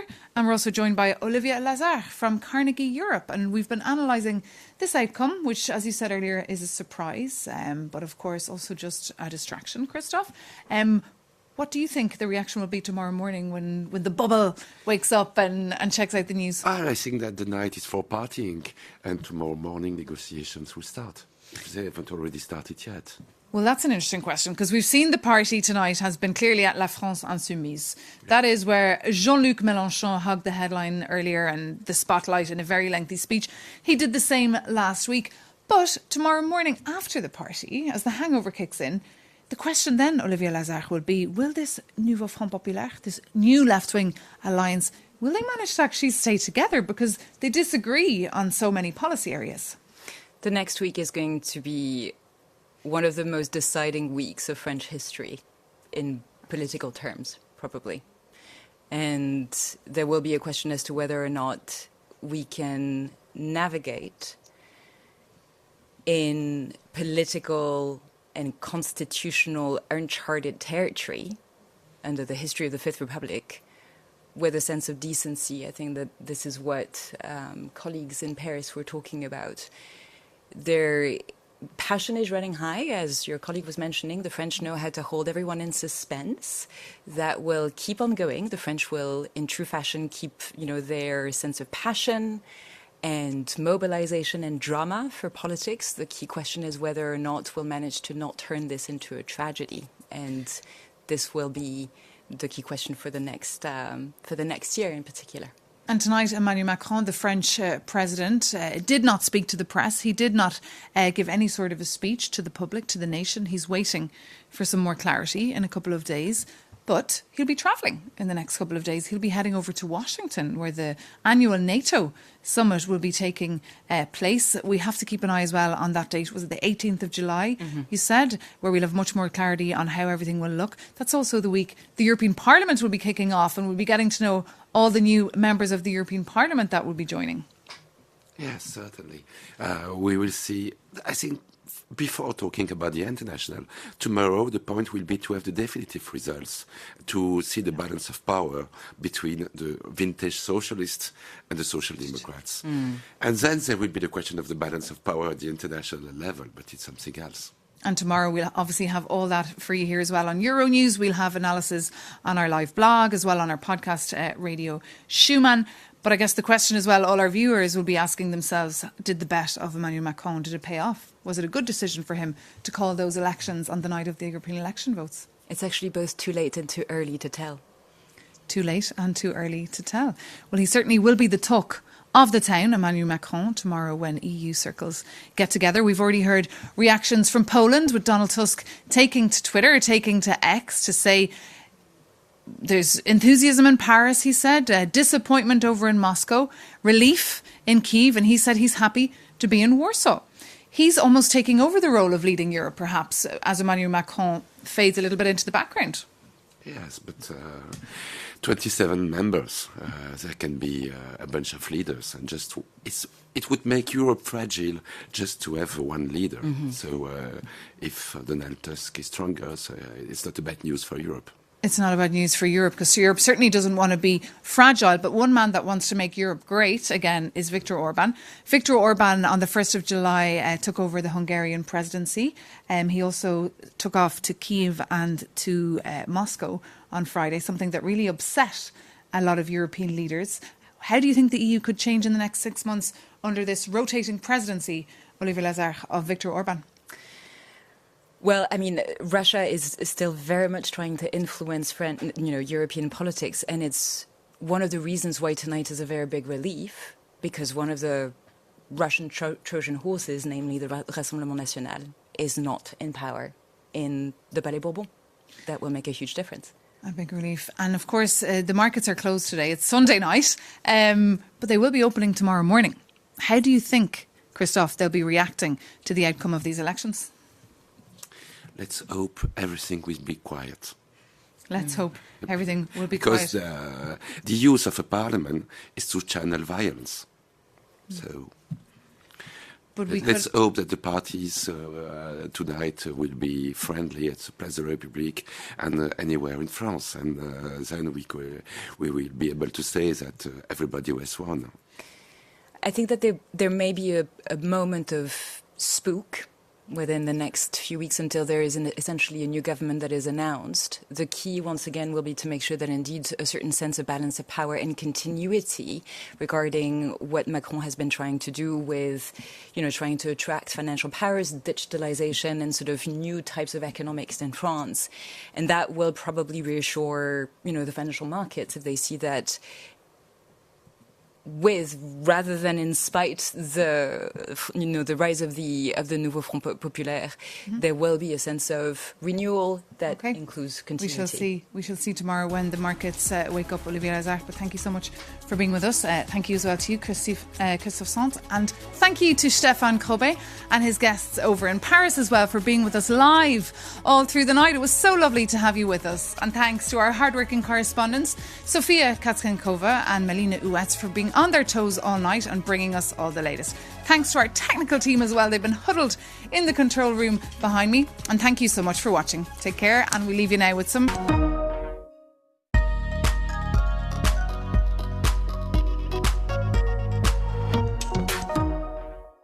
Projections show the French left wing came out on top in the second round of legislative elections, snatching victory from the far right in a surprise upset.